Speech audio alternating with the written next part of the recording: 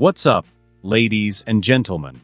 Omni Sensei here with What If Mark Grayson Was Born in DC x Invincible Universe? DC/Invincible Crossover. Part 6.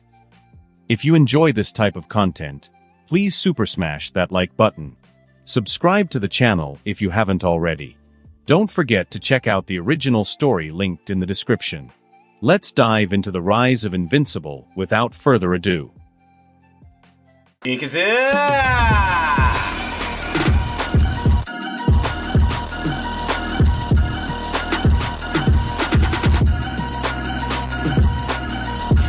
Mark caught Lucan's fist easily, but the force behind it still pushed him back, skimming across the water's surface.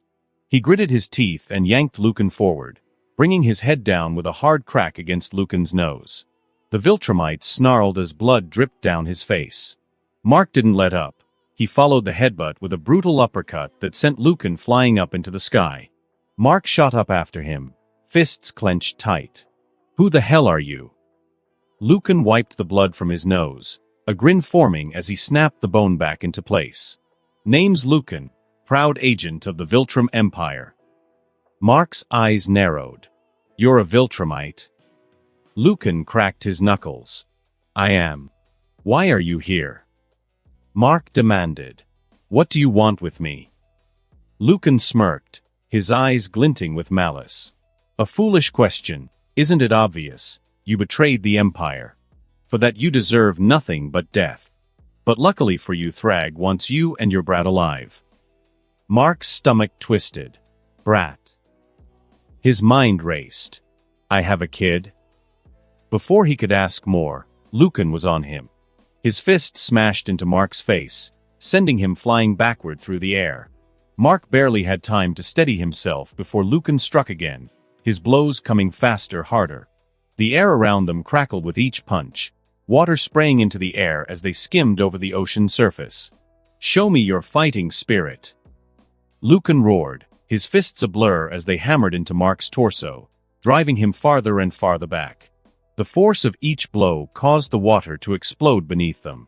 Mark gritted his teeth, fury boiling inside him. He'd had enough. He ducked under Lucan's next punch and drove his fist into Lucan's ribs, feeling the bones crack under the impact. Lucan gasped, his body jerking from the hit. Mark didn't stop. He slammed his knee into Lucan's midsection, and clasped his hands together, smashing it into his spine and sending him crashing down into the water below. Lucan hit the ocean with a massive splash, but he didn't stay down. He burst up through the surface, snarling as he flew at Mark again. His fist swung wide, aiming for Mark's jaw. Mark raised his hand, sending a red sphere hurtling toward Lucan. The sphere connected, grinding into his skin and forcing him back into the sea. He snarled in pain but slapped the red energy away before charging back toward Mark. Mark met him head-on, their fists colliding in mid-air. The shockwave from the impact rippled through the air, shattering windows in the distant city. Mark grabbed Lucan by the arm, twisting his body and slamming him into the water below again. Lucan hit hard, the ocean churning around him. But before Mark could follow up, Lucan shot out of the water like a missile, fists aimed squarely at Mark's chest. The blows came fast, one after another, driving Mark back through the air. Each punch reverberated through his body, and he fought to keep his balance in the sky. He ducked under another punch and countered with a quick jab to Lucan's jaw, sending him reeling back. Lucan recovered instantly and charged again, his fists swinging wildly. Mark dodged the first blow, then the second, before slamming his fist into Lucan's gut. Lucan doubled over, spitting blood. Mark grabbed him by the shoulder and threw him toward the city, Lucan's body smashing into the side of a skyscraper. Glass and concrete rained down as Lucan tumbled through the building, landing hard in the street below. Mark flew down after him, landing with a thud. Lucan was already getting to his feet, blood dripping from his mouth as he wiped it away with the back of his hand. "That all you got?" "I'm disappointed. It seems Nolan Seed is as weak as he is," Lucan spat, his eyes burning with rage. Mark didn't answer. He shot forward, his fist connecting with Lucan's face, the impact sending him flying through the street. Cars crumpled beneath Lucan's body as he skidded across the asphalt, finally coming to a stop when he smashed into a parked bus. The vehicle exploded on impact, flames shooting into the air as Mark landed beside him. Lucan groaned, staggering to his feet. Mark gave him no time to recover. He grabbed Lucan by the neck and slammed him into the side of a nearby building, the concrete shattering from the force of the blow. Lucan gasped, trying to pry Mark's fingers off his throat, but Mark tightened his grip, rage burning in his eyes. Lucan swung a desperate punch, catching Mark in the side of the head. The blow knocked him off balance, and Lucan used the moment to break free, driving his knee into Mark's stomach. Mark grunted, stumbling back, but recovered quickly, his fist slamming into Lucan's ribs once more.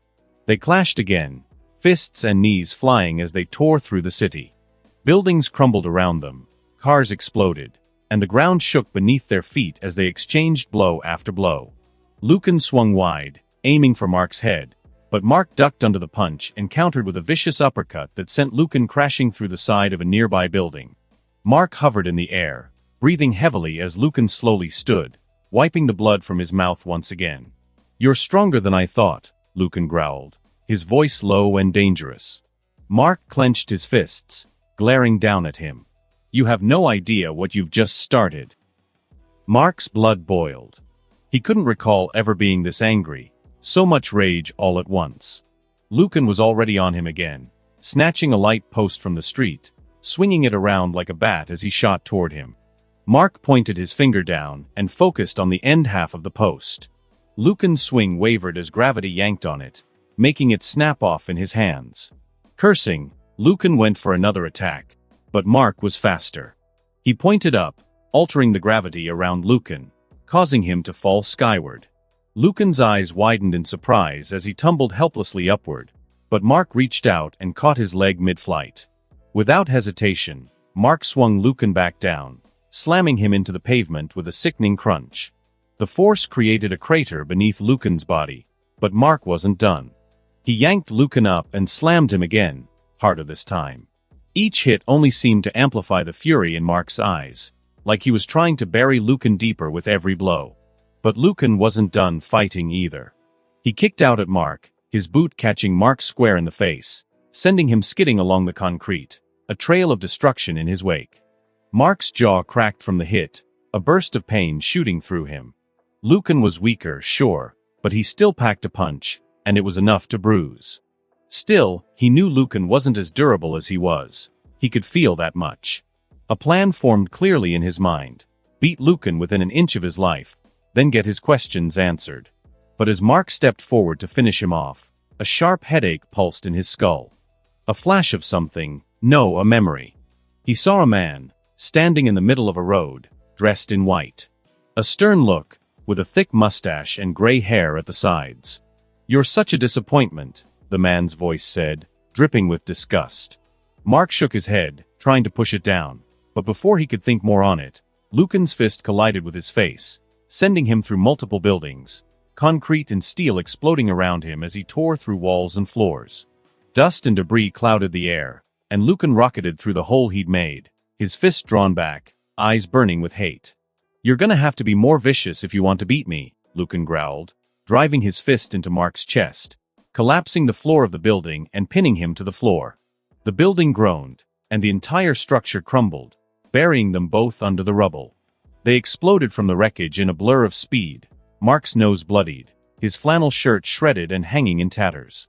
Lucan floated a few meters away, chest heaving, a sneer on his lips. "Viltrumites fight to kill, but it seems these humans have infected your mind with their mercy," he taunted, spitting out a glob of blood. "You're soft, you're weak, and Thrag will." Lucan's words were cut short as Mark moved, faster than sound. He closed the distance with a deafening sonic boom, his fist colliding with Lucan's sternum in a brutal strike that shattered bone. Lucan's eyes went wide, his mouth open in a gasp of pain. Before he could recover, Mark's palm came down hard on his throat, bending the windpipe in, cutting off air. Lucan choked, struggling to breathe, his hands clawing uselessly at Mark's wrist. Lucan swung desperately, trying to break free, but Mark deflected the punch easily, slamming another fist into Lucan's sternum, driving the fractured bones deeper. Lucan howled in pain, trying to fight back, throwing wild, uncoordinated punches in his desperation. Mark caught one of the swings, gripping Lucan's forearm tightly. With a swift pull, he yanked Lucan's arm out straight, twisting it. Mark's fist came down hard on Lucan's elbow, snapping it backward with a sickening crack. Lucan's roar of agony echoed through the shattered cityscape as he stumbled back, clutching his broken arm. Lucan's rage flared, and he pushed through the pain, flying back at Mark with a crazed look in his eyes. His good arm swung, catching Mark in the side of the face, then a quick follow-up kick sent him crashing into an office building. Glass shattered as Mark's body broke through the windows, the structure buckling around him as he slammed into the floor inside. Mark winced, rolling to his feet. The bruises on his side throbbed, his muscles ached from the impact. Mark stood up as Lucan charged forward, swinging a fist that shattered the floor of the office building they were in. Mark ducked the blow, feeling the shockwave rip through the floor as Lucan's punch cracked the concrete. The entire floor collapsed beneath them, sending them both plummeting down. But before Lucan could recover, Mark's boot smashed into his side, sending him careening away through the crumbling walls. Mark shot after him, grabbing Lucan by the back of the head, yanking him backward. The two struggled in mid-air, Lucan twisting to free himself. But Mark was relentless, his knuckles pounding into Lucan's sides, the force of his hits making Lucan grunt in pain with every blow. He wrapped his arm around Lucan's neck, constricting tightly in a rear-naked choke, holding him like a vice. Lucan growled and elbowed Mark hard in the ribs, finally breaking his hold and shoving him away. Lucan took a swing, aiming for Mark's jaw, but Mark stepped into his guard, deflecting the blow with ease. With a swift move, he grabbed Lucan's wrist, swung him over his shoulder, and at the same moment manipulated the gravity around them. Lucan's eyes widened in shock as they were pulled toward the earth, the force slamming them both down with a deafening crash. Lucan hit the ground first, the pavement caving in beneath him, forming a massive crater on impact. Mark didn't give him a second to recover. He drove his foot down into Lucan's sternum, the force finally shattering the bone, making Lucan gasp in agony. With one hand, Mark lifted Lucan up by the throat, holding him there effortlessly. "Surrender and answer my questions, or die," Mark said, his voice steady, emotionless. Lucan spat at him, defiant even in his broken state. "Viltrumites never surrender, boy. It's either victory or death. Death it is." Mark's expression didn't change as he raised his hand, a red and blue sphere swirling together in his palm. The energy crackled and hissed, immense pressure building as the two spheres merged into one, turning a dark purple.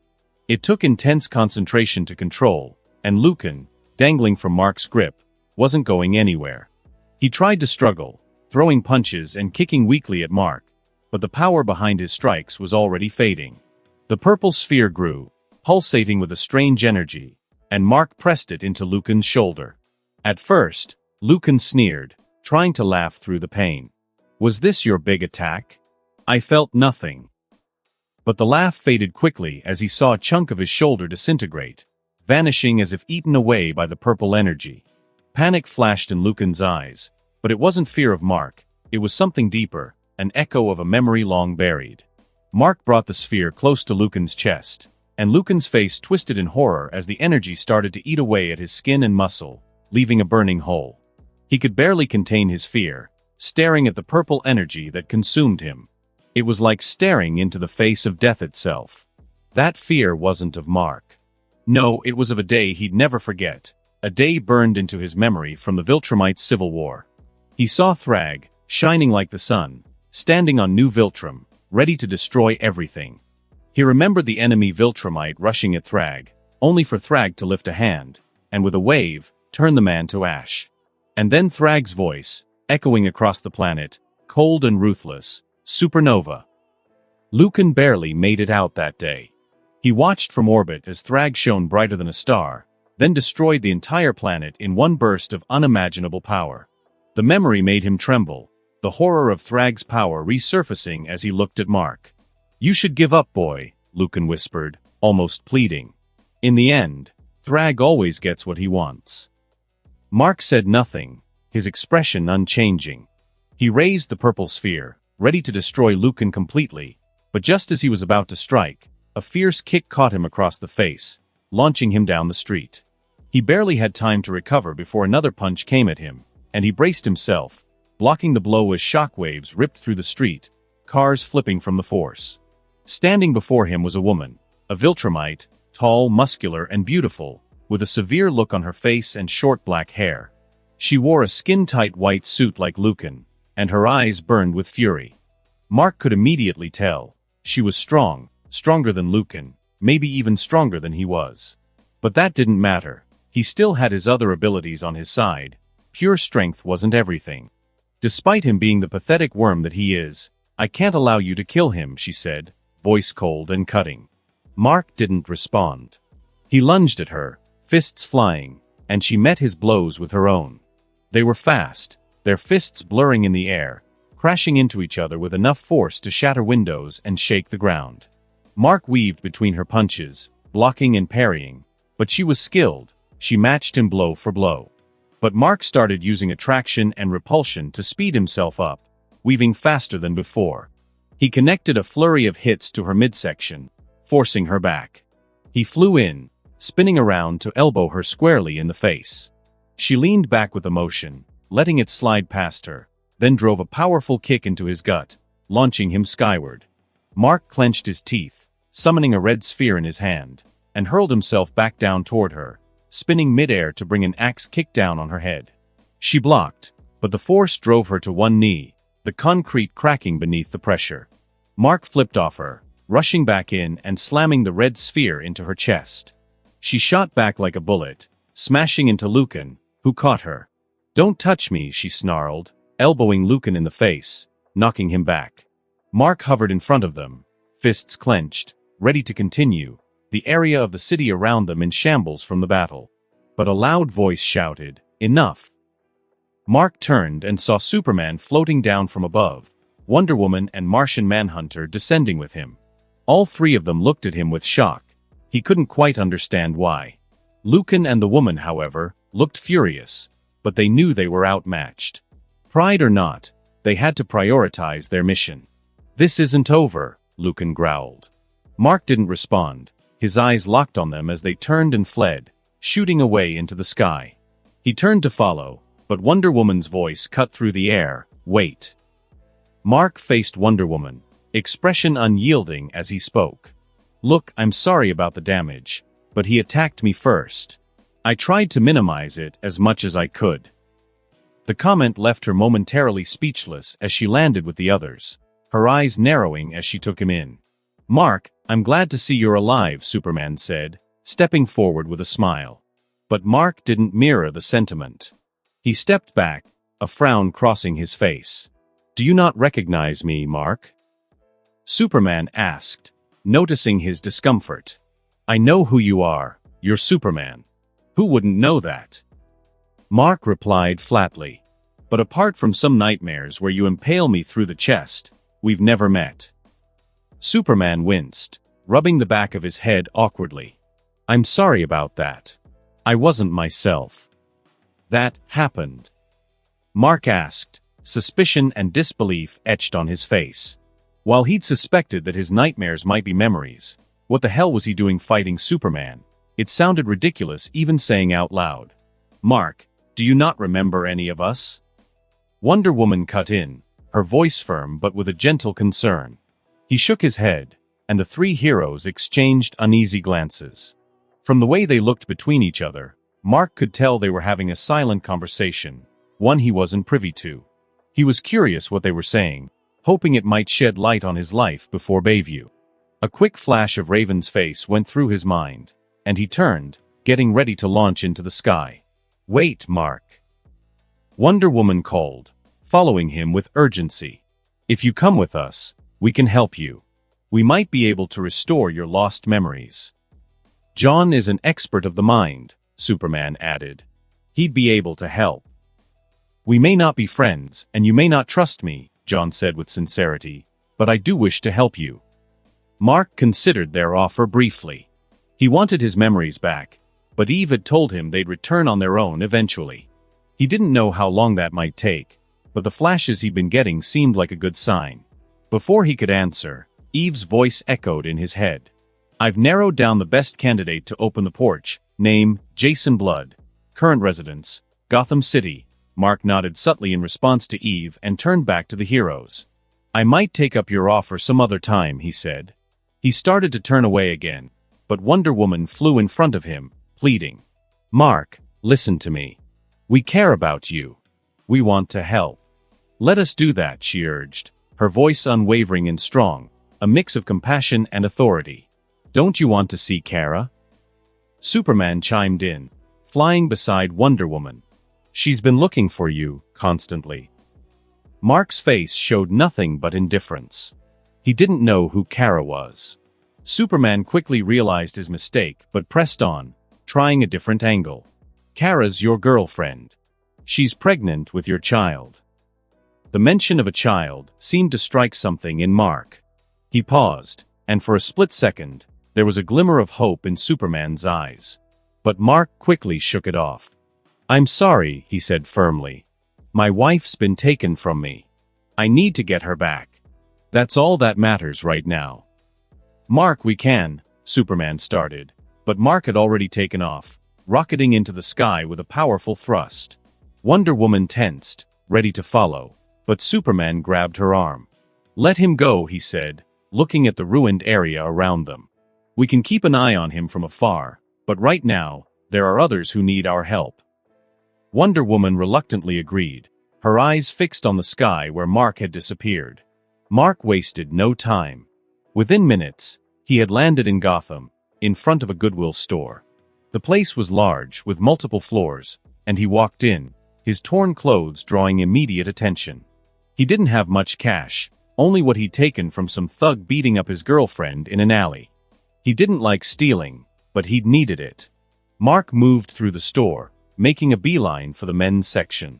He shrugged off his flannel, revealing his muscular frame. People stared openly, some with interest, others with discomfort. A mother quickly shielded her teenage daughter's eyes as he rummaged through the clothes. He didn't care. He just needed something that fit. Meanwhile, on the other side of the store, 3 women were shopping in the women's section. One of them, a blonde with twin tails dipped in red and blue, complained loudly. I already told you, Sammy, I don't need no new clothes. The ginger-haired woman, Samantha, crossed her arms, staring her down. Harley, your knockers are one quick movement away from busting out of your shirt. Hee, they are, aren't they? Harley quipped with a toothy grin, pushing her chest together. Samantha sighed. Just pick some clothes, all right? You can't walk around with your belly exposed all the time. Says who? Harley pouted, but started looking through the clothes racks. Beside her, Cassandra, a dark-haired woman, was holding up different outfits for Harley to consider. Harley dismissed each one, nitpicking something wrong with every single piece. Cass let out an exasperated sigh and signed to Harley, "Stop being so picky." Samantha, fed up with the back and forth, wandered away. She leaned against a balcony railing, which overlooked the bottom floor of the store. From there, she spotted a man, shirtless and looking through the men's section. He was a hunk, no doubt about it. When he bent over to look at a pair of trousers, he went out of sight. Harley snuck up beside Samantha, playfully nudging her. "What you looking at?" she asked, leaning over the railing. "Nothing," Samantha said with a shrug. "Just this hunk walking around." Harley scoffed. "But he can't compare to my Marky, even if he's a deadbeat not paying child support." Samantha chuckled. She had mixed feelings about Mark. Sure, he'd technically killed her, but if not for him, she wouldn't be free now. As Harley leaned on the railing, the man on the floor below stood up, holding a pair of trousers. He began changing right there in the store, slipping the pants on. Samantha tuned out Harley's voice as she went on about Mark's cute little hole in his stomach that she used to keep popcorn in. She watched the man below button up the trousers and tie his shoelaces. "Hey, Busta. You even listening to me?" Harley snapped, turning around. She followed Samantha's gaze but just missed seeing the man, who had knelt down again, tying his shoes. Samantha sighed. "Come on, let's finish your shopping." Harley groaned. "Why can't you just magic me some clothes or something?" I thought you was supposed to be good at all that. I can't use my powers that well right now, Samantha replied, starting to walk back. Blah blah blah, you just want to make me suffer. Harley grumbled as they rejoined Cass, who was holding out a long frilly dress that looked like it was straight out of the Victorian era. Hell no. Harley shouted. Mark's head snapped up at the sound of a woman yelling. The voice seemed familiar, but he quickly dismissed the thought and focused on the task at hand. He walked up to the cashier, handed them $100 bill. The cashier, red-faced and flustered from watching him change, quietly thanked him, handing back his change. Mark left the store without a second thought, heading into a nearby alley. With a swift leap, he shot up into the sky, disappearing into the Gotham skyline. Eve, get me Jason's address, Mark said, flying through the Gotham sky. The city's skyline whipped past him as he sped along, eventually passing over Wayne Tower. He stopped mid-air, floating just above the massive building, his eyes scanning the city below. One moment. Accessing local records. Found. Jason Blood's address is 1498 Trenton Street, Gotham, penthouse suite. Mark's eyes narrowed. He knew that address. He didn't know how, but as soon as Eve spoke it, he could picture the location in his head like he'd been there before. Without hesitation, he shot off, cutting through the air with precision, heading straight to the penthouse. Mark landed on the balcony of what looked like a luxury apartment. The city lights glinted off the polished glass doors. He approached the door, ready to slam his fist into it and break it open. But just as his knuckles hovered over the glass, Eve spoke up. Warning, a strange energy signature is detected on the door. Mark clenched his jaw. Magic wasn't something he wanted to mess with. Instead, he summoned a glowing purple sphere in his hand, the energy swirling and crackling around his palm. Pressing it to the door, he dragged the sphere around the frame, cutting out the glass with a clean, precise motion until the door fell inward. Is it gone? Mark asked as the glass hit the floor with a thud. Affirmative. An extreme use of force for a relatively simple problem, but no less effective. Mark stepped inside, his eyes quickly scanning the interior. The apartment had a dark, classy feel. Dim lights, leather furniture, and heavy curtains over the windows. Swords of all kinds were hung above the fireplace, some looking ancient, others modern. Across the walls, there were portraits and photos of a man he could only assume was Jason. Mark's eyes traced them, starting with recent color photographs, then moving back to black and white, and eventually to old, weathered paintings. The man in the pictures was unmistakably the same person, though the style and age of the images grew older and older, like they spanned centuries. As Mark moved further into the apartment, his eyes caught every little detail, mentally cataloging it all. Would you mind informing me what you're doing in my home? A voice came from behind him, cool and composed. Mark spun around, finding Jason Blood standing casually behind a bar, pouring himself a glass of whiskey. The man looked just like his pictures, the same stern face and sharp eyes, but he held himself with the ease of someone who wasn't afraid, like he dealt with far stranger things than a man breaking into his apartment. I need you to come with me, Mark said, keeping it direct. There was no point in pleasantries. He needed Jason for the portal, and that was all that mattered. Jason took a sip of his drink, unbothered. While I usually don't mind humoring strange men who break into my apartment, I'm afraid I'm rather busy. He gave a slight, amused smile, swirling the whiskey in his glass. And if I might add, cutting through my doors with a very dangerous amount of energy is hardly the best way to make a request. I wasn't asking. Mark's voice dropped, fists tightening, ready to use force if necessary. Jason raised an eyebrow, unfazed. Then it seems we have a problem. He set the glass down on the bar, his demeanor calm but his eyes sharp as they locked onto Mark's. Superman and Wonder Woman walked side by side through the metallic corridors of the watchtower, having just arrived after a mission in New York. It was an easy cleanup, something they could handle without breaking a sweat, but their thoughts were elsewhere. Superman spoke up, his voice low. He's different, Diana. I don't know what to think about this lack of memory. It's like he's a stranger now. Wonder Woman's expression was stoic, her eyes straight ahead. It's more than concerning, Cal. He's clearly confused. Lost.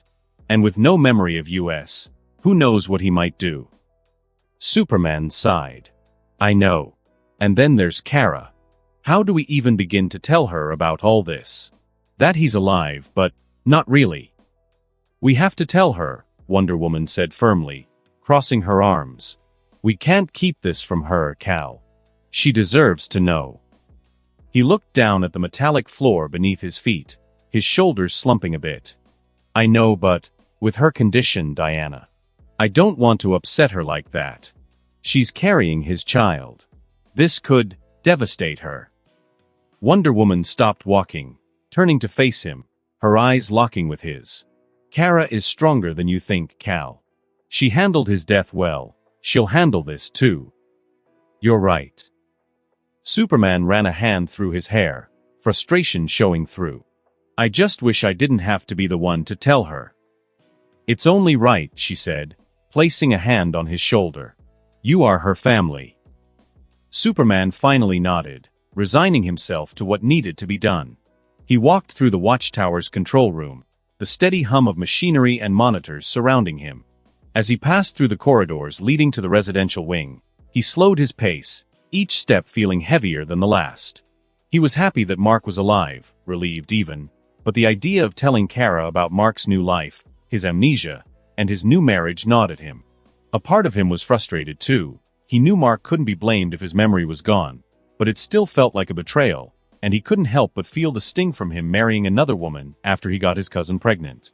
Finally, he reached the relaxation room, a sprawling area designed for the League to unwind.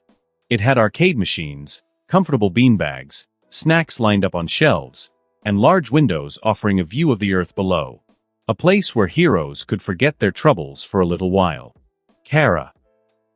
Superman called out, knowing that even if she wasn't in the room, she'd hear him. He was just thankful that the Watchtower's design prevented any eavesdropping on sensitive conversations. Otherwise, there'd be no stopping a pregnant Kryptonian from busting down the doors. Moments later, Kara floated in, her movements slow and tired. She looked worn out, which was understandable given that the viltrumite Kryptonian baby inside her was nearly due.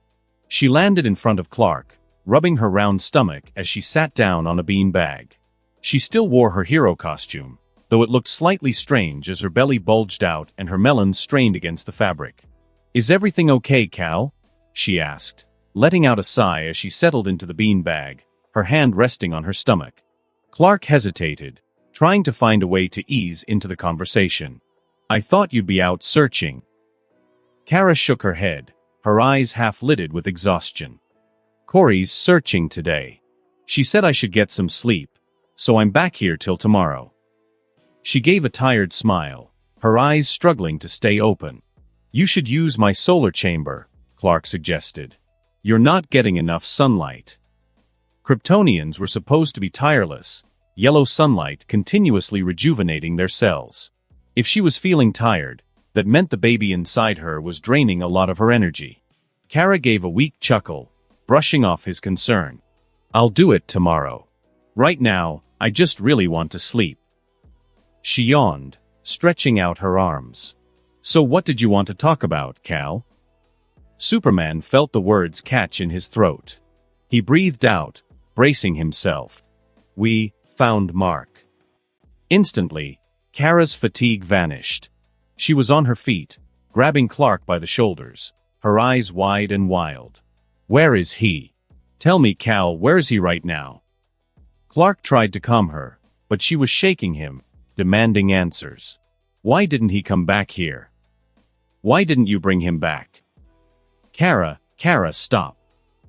Superman grabbed her wrists, trying to get her to settle down. Please calm down.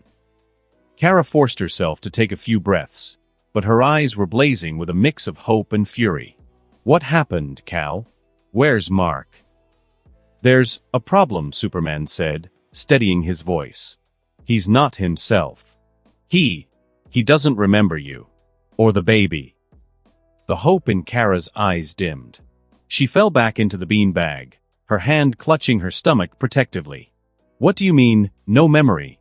She asked, her voice trembling. He's lost everything, Kara. His memories are gone. He didn't know me, didn't recognize Diana. And he didn't know you. I'm sorry. Tears welled in Kara's eyes as she tried to process it. But he'll remember, right? She said, desperation lacing her voice. We'll help him, won't we? What if he never remembers me? Clark knelt down in front of her, pulling her into a hug as her tears broke free, sobs racking her body. We'll help him, he promised. We'll do everything we can to bring his memory back. Don't worry, okay? Kara buried her face in his shoulder, shaking. He's gone. And he doesn't even know me. Superman held her, letting her cry. He knew there was no easy way to say what he had to say next. Deciding to slip it in while she was vulnerable, he finally spoke. Kara, there's something else. He seems to be married. And right now, he's trying to find his wife. Instantly, Kara's demeanor changed. She shoved Superman back with surprising strength, fury contorting her face. I'll kill him, she screamed, her tears turning to rage. She tried to push past him, her hands shoving at his chest as she yelled. That cheating bastard. That womanizing piece of, I'll beat him to a pulp. Kara, stop. Superman pleaded, trying to restrain her as she thrashed. But then her fist came up, hitting him square in the groin, making him grunt in pain as he tried to steady her. Tell me where he is right now. Kara demanded, her eyes glowing red with heat vision ready to unleash. The air around her seemed to sizzle with anger as she struggled in his grip. Diana sold me down the river, Superman thought bitterly, cursing Wonder Woman silently. He'd never seen Kara like this, completely driven by her emotions, raw and furious. Kara, listen, I think you should calm. Before he could finish, a blazing beam of heat vision hit Superman square in the chest, sending him crashing backward through the wall of the relaxation room. He tumbled through the metallic hallway, slamming through another wall before coming to a stop. Oh dear.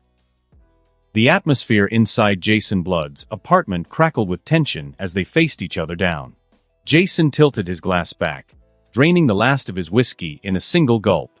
He grinned, but it was humorless, a grimace more than anything else. Then it seems we have a problem, Jason said as he hurled the glass straight at Mark. Mark didn't flinch, tilting his head just enough for the cup to miss his face and shatter on the wall behind him. But Jason was already in motion. He rolled over the bar, and as he moved, his hands sparked with magical energy. Mark saw the glow too late, and the blast slammed into him like a battering ram, knocking him back a few meters, his feet sliding across the polished wood floor. Mark recovered instantly, speeding forward, a gust of wind trailing behind him as he closed the gap between them. But Jason's body burst into flame, his figure flickering out of existence as he teleported behind Mark. A sword lifted from its place on the wall, flying through the air and landing squarely in Jason's grip, the blade glowing faintly as he wielded it. I know not why you come here, but I give you a final chance to leave, Jason warned, the edge of the sword glinting dangerously. I can't do that, Mark said flatly, his voice unyielding. I need you, even if I have to drag you by your hair. Jason's lips curled into a sneer. A shame. This is the sword of heaven, a weapon wielded in the last war. Even the most durable will be cut by its blade. Then I will not let myself get cut, Mark replied, rushing in again. Jason moved with the speed and grace of a trained swordsman, swinging the sword in quick arcs. Mark ducked, barely dodging a downward slash that sliced through the floor like butter. He shot out a fist toward Jason's midsection, but Jason twisted around, bringing the sword down in a sideways slash aimed to cleave through Mark's arm. Mark jumped back, feeling the blade just miss his skin. Jason's magic flared. He shot bolts of energy that glowed purple and green, each one like a small explosion. They smashed into Mark's chest, sending ripples of force through him. Mark stumbled back but stayed on his feet, his eyes locked onto Jason's movements, tracking every motion. He reached out, trying to grab Jason by the wrist, but Jason's form shimmered, and he teleported across the room, reappearing near the fireplace. Stand still. Mark snapped, lunging for Jason again. He threw out a punch, a powerful right hook meant to knock him out, but Jason sidestepped and slashed with the sword, aiming for Mark's midsection. The blade cut through Mark's shirt and grazed his skin, a thin line of blood welling up instantly. Jason followed up with another quick stab, this time aiming for Mark's heart. Mark slapped the sword aside with his forearm, the metal scraping against his skin but not breaking through. Jason jumped back, creating some distance, and swung his free hand through the air. Tendrils of magic snaked out from his fingers, wrapping around Mark's arms and legs like constricting vines. They tightened, and with a sharp yank, Jason hurled Mark across the room, slamming him into the wall.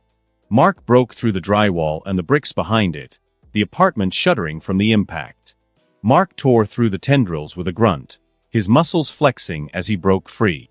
He blitzed forward again, this time aiming low to grab Jason's legs and take him down, but Jason jumped over him, disappearing in a swirl of fire and reappearing above Mark, slashing down with the sword. Mark raised his arm, slapping away the blade by the flat end, but it still bit into his skin. Damn it!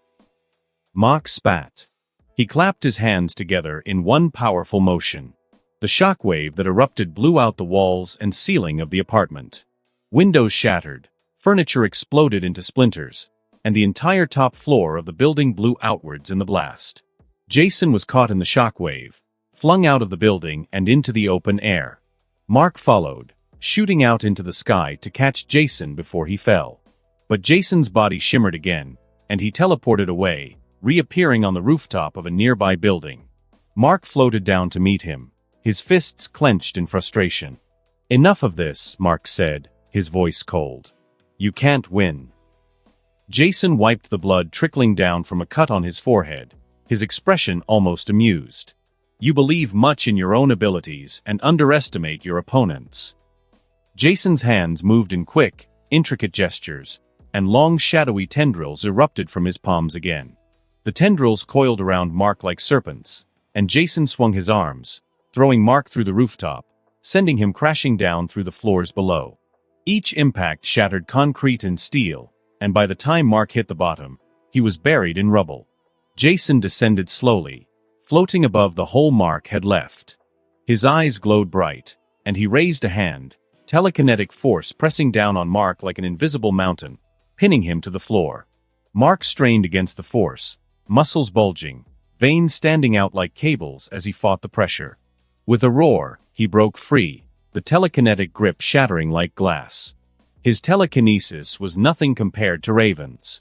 Illusions flickered into existence around Jason, doubles of himself that formed a circle around Mark, each wielding a glowing blade. They moved as one, stabbing and slashing at Mark from all sides. Mark moved faster, his speed a blur as he hit each illusion, his fists smashing through their forms one by one until only the real Jason was left.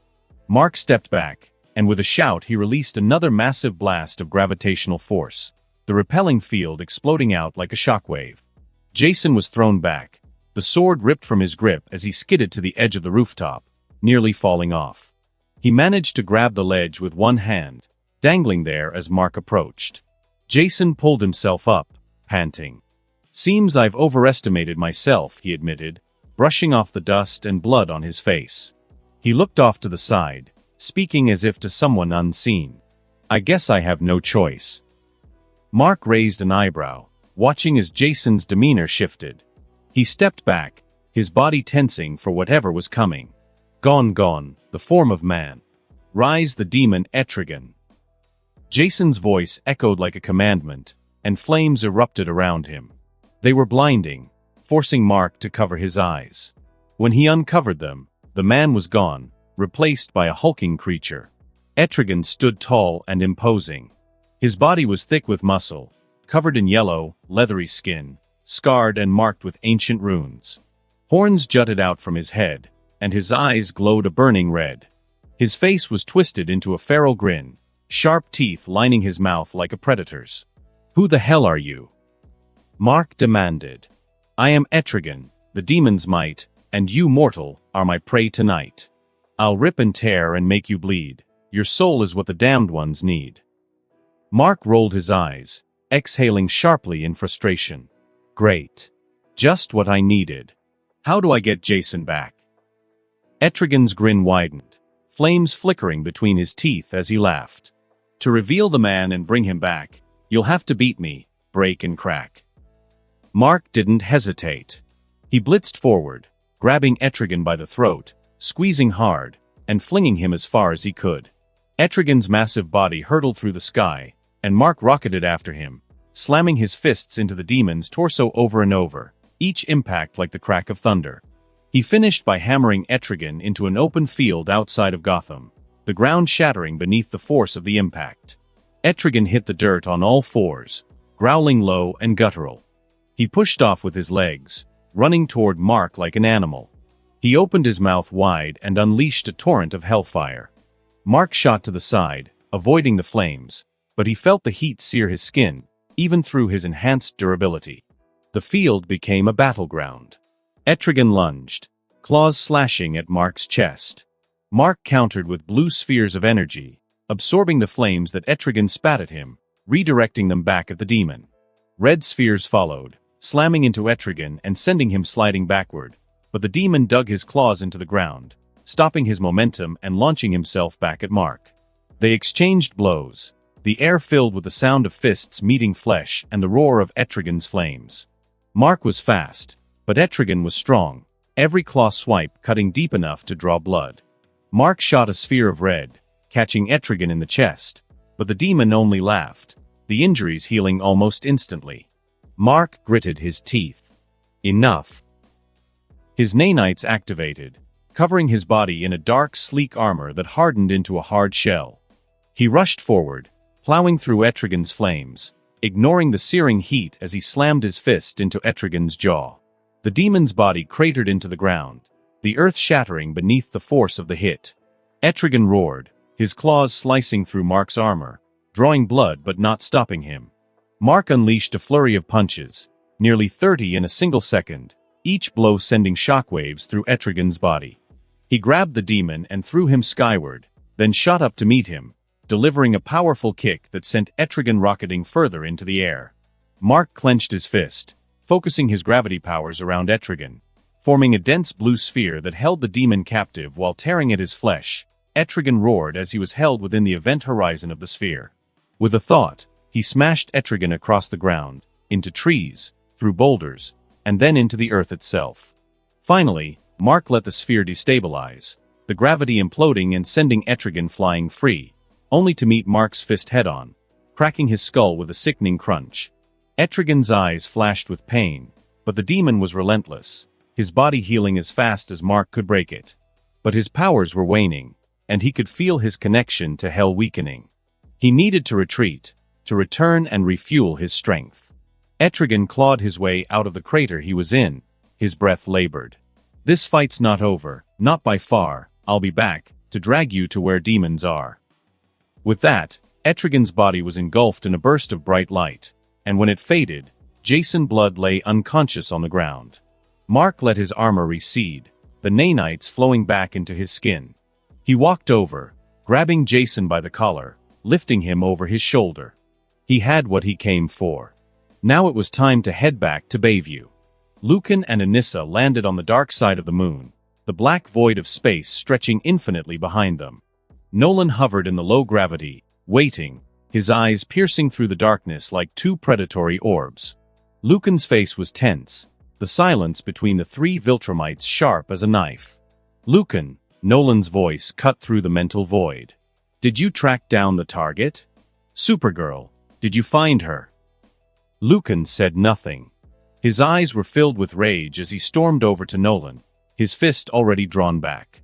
He threw a punch that landed squarely against Nolan's jaw. Nolan's head twisted with the force of the hit, but his body didn't move. Lucan was breathing heavily, teeth bared in fury. "You lied again." Lucan's voice was thick with anger. "You're a traitor to the Empire, Nolan. You talk about loyalty, about the mission, but every time you lie. Your deception shows your true colors." Nolan's scowl deepened. He floated forward, closing the distance between them in a heartbeat. He swung his arm, backhanding Lucan with enough force to send him flying into one of the moon's craters. Lucan hit the ground hard, the impact sending a spray of lunar dust into the air. Anissa didn't react, her arms crossed, her eyes cold as they bored into Nolan. "He speaks the truth, Nolan. Your information on the woman we seek was wrong. And now, you lie to us again. You told us your son was dead." "My son is dead," Nolan snapped back. "A lie," Anissa said, her voice sharp. "I saw him with my own eyes. He's the one who did this to Lucan. He's the one responsible for his injuries." Nolan's eyebrows raised slightly, the only sign of surprise he allowed himself. "You're certain?" She nodded. "I am. He's strong. Stronger than I expected. My strength is above his, but he's a skilled fighter. And I suspect he was holding back. He could have killed Lucan if he'd wanted to." Nolan's eyes narrowed as he considered this new information. It was good news, despite everything. If his son was alive, then there was still a chance, still an opportunity. Perhaps he could finally bring him into the fold. He could convince him to fight for the Viltrumite Empire. Together, Nolan, his son, and his grandchild could become champions of the Empire. It could be the turning point they needed to end the countless wars that fractured their efforts. The Green Lanterns, the Thanagarians, the Scions. The Viltrumites were strong, but their numbers were dwindling. They couldn't afford division. "No more splitting up," Nolan said. "You and Lucan attack together from now on. No mistakes. No missteps." Anissa looked at him, a flicker of defiance in her eyes. "What will you do?" Nolan's gaze was distant, already forming a plan. "I will find my son." Bayview was covered in a sickly miasma of dark magic, a putrid scent lingering in the air as John, Zatara, and Zatanna did their best to purify the area. John was muttering curses under his breath, eyes darting over the ground as he set up one of his artifacts, the Shard of the Covenant. It pulsed faintly in his hand, a piece of the Ark itself, carrying a fraction of its power. "Wish Bloody Kent was still here," John grumbled as he set the shard down, its radiant energy helping to burn away some of the foul taint that had taken root in the ground. But that wasn't going to be enough. It didn't get rid of the cause and root of the problem. They couldn't remove the gateway, this festering portal, anchored deep within reality like a malignant tumor. Thousands of souls had been sacrificed to create it, powering the ritual with such strength that it defied even the most powerful spells. Whoever cast it knew their craft. A normal portal spell was child's play and would have been easy to dispel, which was why they empowered it so much. Zatara was on edge, trying every spell he could think of to collapse the gateway or close the rift. "Cal Bruivig live," he chanted, but each incantation fizzled as the portal remained stubbornly open. He dug deep into his knowledge, trying obscure counterspells, ancient rites, anything. It all bounced off the gateway like water hitting stone. Finally, a particularly forceful backlash of dark energy struck out at him, knocking him off his feet and sending him sprawling to the ground. He gasped for breath, pain spreading through his chest. "Dad." Zatanna's voice was shrill as she rushed to his side, hands frantically checking him for injuries. She whispered a quick spell, her eyes glowing faintly as she assessed his condition. John looked over, scowling as he saw Zatara struggling. He walked over, kneeling beside them. "You all right, mate?" he asked, voice gruff. Zatara spat on the ground, disgusted. "The one who made this is a monster," he said, wiping blood from his lip. "He's harvested souls, thousands, to protect the gateway. They lash out at anyone trying to undo the spell." "Blimey," John muttered, eyes narrowed as he glanced at the portal's flickering surface. "Didn't know magic could do that. Let me have a look." John approached the gateway, his hand outstretched as he let his own magical awareness spread out, feeling the contours of the spell. Everything had a loophole, a weakness that could be exploited. He just needed to find it. The gateway felt like any normal portal, a structure of magic designed to connect 2 points. Normally, they were easy to rip apart. But his gut told him something was off, something hidden. He probed cautiously, sniffing out the trap that he knew had to be there. But nothing jumped out at him. Just layers and layers of magic woven together tightly. "Maybe it only triggers when the spell starts to unravel," he muttered to himself. Taking a deep breath, he muttered an incantation, feeling his own magic seep into the gateway like water into a sponge. The moment he tried to undo even a single thread of the spell, he felt it.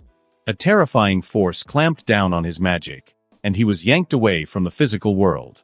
Darkness. John was surrounded by a black void, cold and suffocating. He was panting, panic flooding his veins as he spun around, seeing nothing but endless shadow.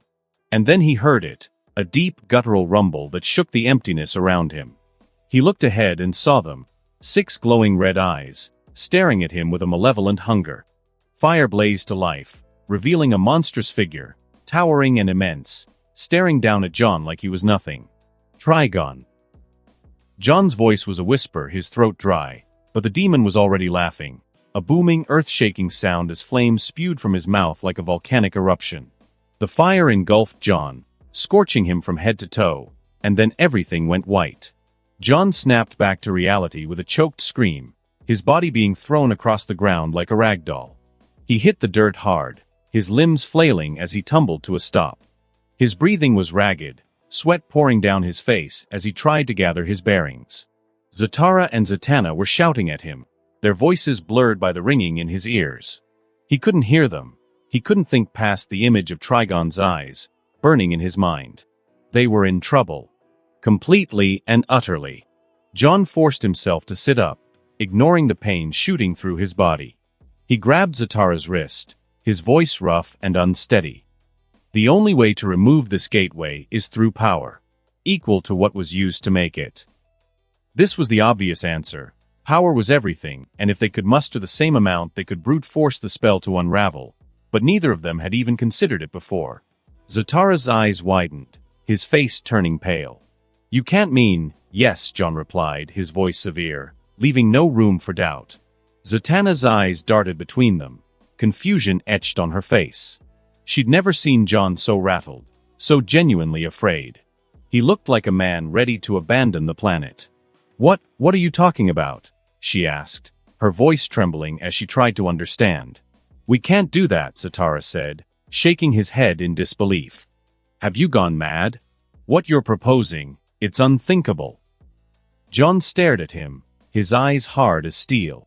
"I'm afraid it's become very thinkable." He stood, dusting off his coat, his body trembling with the aftershock of his encounter. Zatara stepped in front of him, blocking his path. "What did you see, John? What could have scared you this much?" John's mouth opened, but no words came out at first. He struggled to find his voice, to bring himself to say the name. Trigon. That one word sent a shiver down Zatara's spine. He instinctively pulled Zatanna into an embrace, holding her close as if to shield her from the very mention of the demon's name.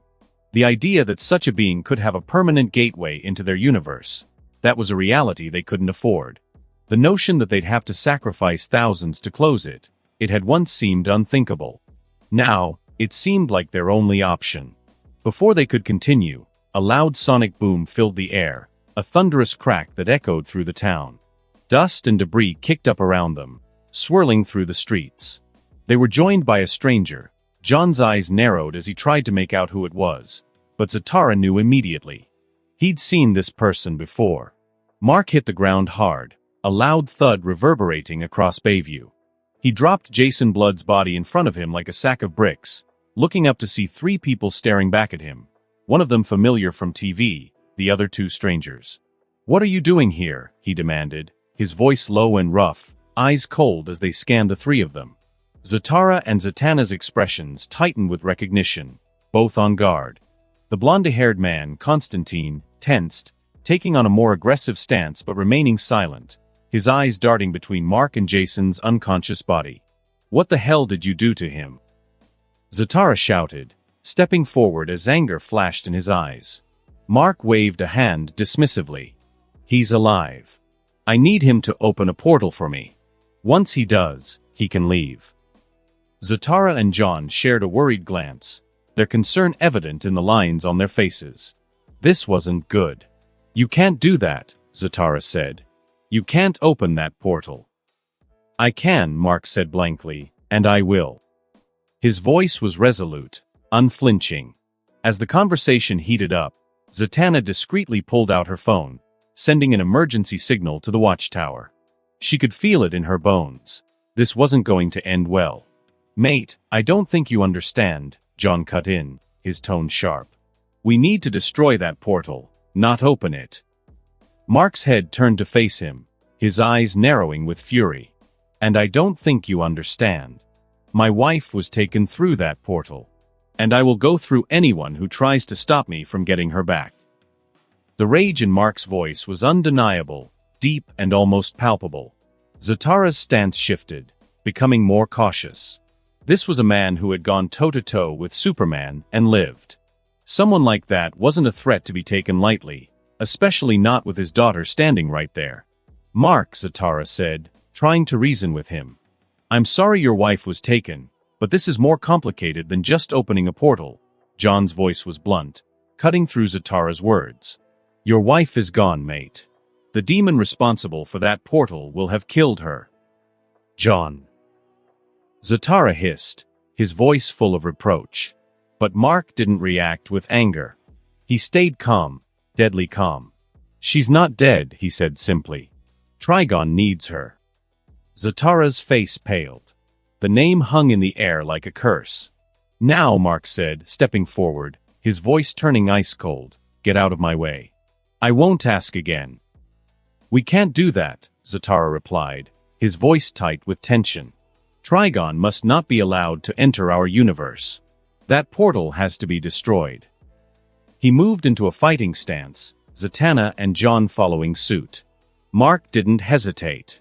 He blitzed toward John first, Eve having informed him that the blonde was the most dangerous of the three. John's fingers sparked with magic, energy starting to weave around him as he laid down a trap, but Mark was faster. He knocked John out cold with a single bone-rattling punch to the jaw, then smashed his hand against the earth, burying John's unconscious body several feet underground, sealing him away beneath the soil. Zatara and Zatanna unleashed their spells, light and energy pouring from their hands, magic runes igniting in the air as they chanted incantations. Mark wasn't playing games. He needed to get through them. He formed a large red sphere, as big as a bus, and hurled it at the two magicians. The energy surged like a tidal wave, swallowing up their spells before they could finish casting them. Zatara and Zatanna barely managed to shield themselves before the blast hit, launching them off their feet and sending them crashing into the forest, trees snapping under their bodies. Mark didn't waste any time. He reached out with his attraction ability, dragging Jason's limp body back toward him with an unseen force. Mark slapped him across the face, waking him with a start. Jason groaned as he regained consciousness, his eyes focusing on Mark. He sighed. "Well, I suppose it was too much to hope you'd leave me alone." Mark ignored the comment, picking him up by the collar and dragging him toward where the gateway was anchored. "I need you to open this portal," Mark said, his voice brokering no argument. "Once you do, you're free to leave. And don't even think about teleporting away, or I'll snap your neck." Jason's mouth twisted into a grim smile. "You're certainly in a foul mood today. Move." Mark's grip tightened on the back of Jason's neck as they reached the gateway. Jason's eyes scanned the portal, his brow furrowing as he examined its structure, the dark runes, and the essence of the soul sacrificed to make it. "This portal was made with dark intentions," Jason said, his voice flat. "It'll lead you nowhere good." "I'll go anywhere for her," Mark said. "Now open it." "If you insist." Jason muttered, raising his hands to inspect the portal more closely. As he did, he saw something troubling, a complexity in the gateway's makeup. "This portal. It's designed to only be opened by one person. And that person is not me." Mark's eyes narrowed, his grip on Jason's neck tightening to the point of cutting off his air. "I don't care how you open it. You will open it." Before Jason could respond, a blast of magic slammed into Mark's back. Zatara and Zatanna had returned, their eyes burning with determination. The force of the blast made Mark stumble, loosening his grip just long enough for Jason to teleport away, reappearing next to the magicians. Zatara caught him, checking if he was okay. Mark stood up slowly from the attack, dust falling off him as he rose. The look in his eyes was one of pure, unfiltered rage. He no longer saw people in front of him, just obstacles. A cold sweat dripped down Zatara, Zatanna, and Jason's foreheads. They all felt it, the malice in Mark's stare. The killing intent. "I am done playing games," Mark said, his voice low and deadly. "Someone is going to open this portal, or I am going to kill all of you." Zatara's breath caught in his throat. He wasn't afraid for himself. He was terrified for his daughter. He kept his voice low, almost pleading. "Zatanna, leave. Now." "What?" Zatanna's voice shook with disbelief. "I can take care of myself, Dad." "Leave. Now." Zatara's tone was sharper, his gaze stern as he glanced at her. But the moment he looked away from Mark, he realized his mistake. Mark was already next to Zatanna, his hand around her throat like a steel vice. "Move and she dies," he said coldly, not a hint of sympathy in his voice. Zatanna felt a wave of panic rush through her, her breathing shallow as Mark's hand gripped tighter. She knew one wrong move, and she'd be dead. Dad. She choked out, eyes wide with fear.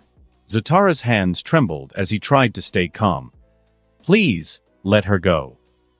"Open the portal," Mark demanded, his eyes boring into Zatara's, unflinching.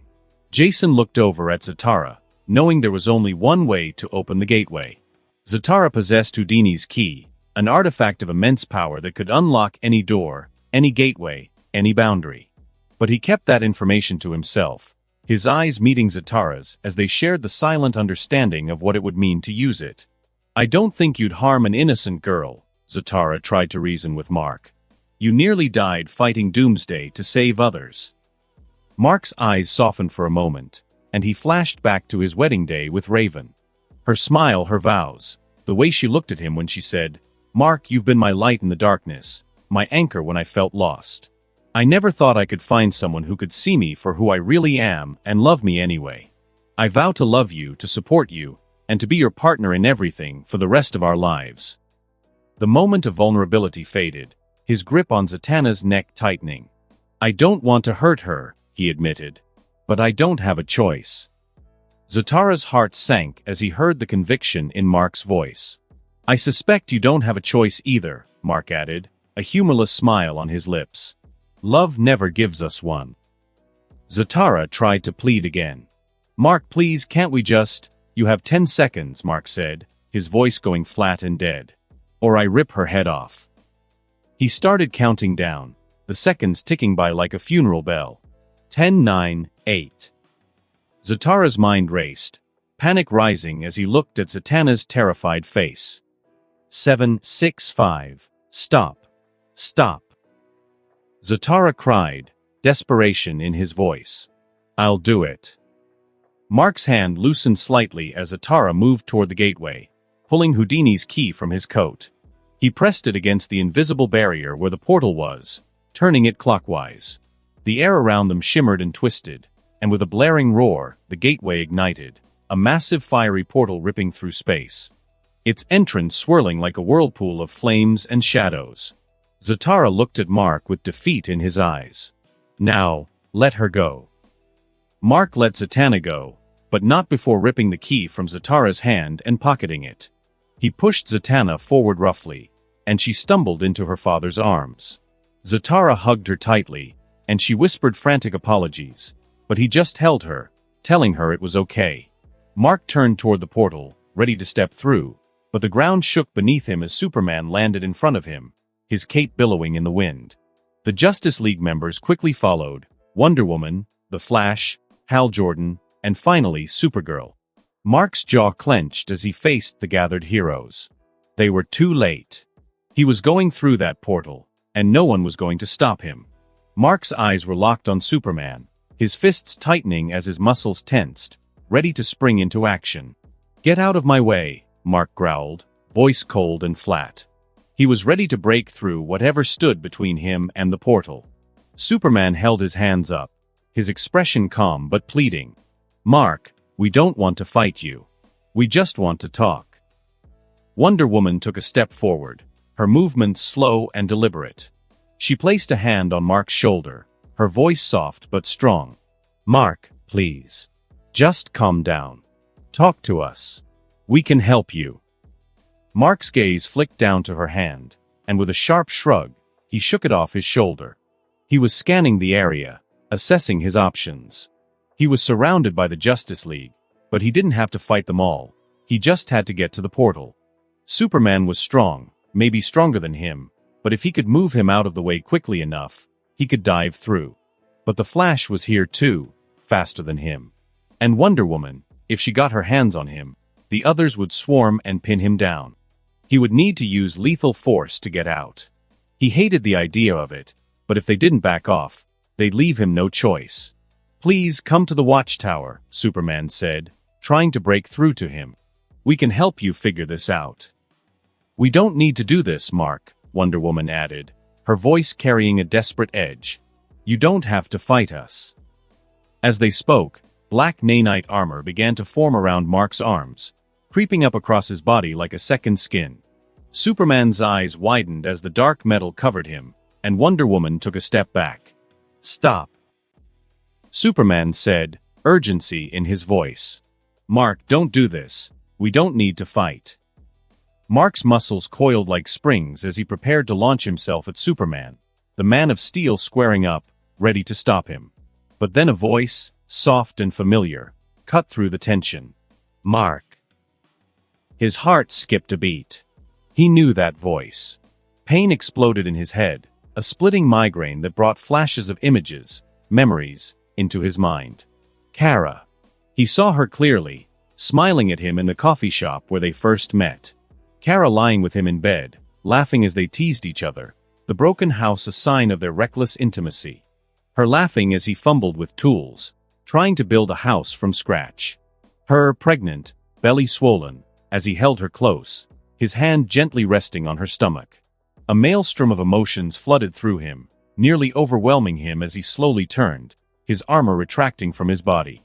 There she stood in her superhero costume, but her large exposed belly showed just how far along she was. Worry flared in Mark's chest. Her presence here, in this dangerous place, sent alarms through him. Kara.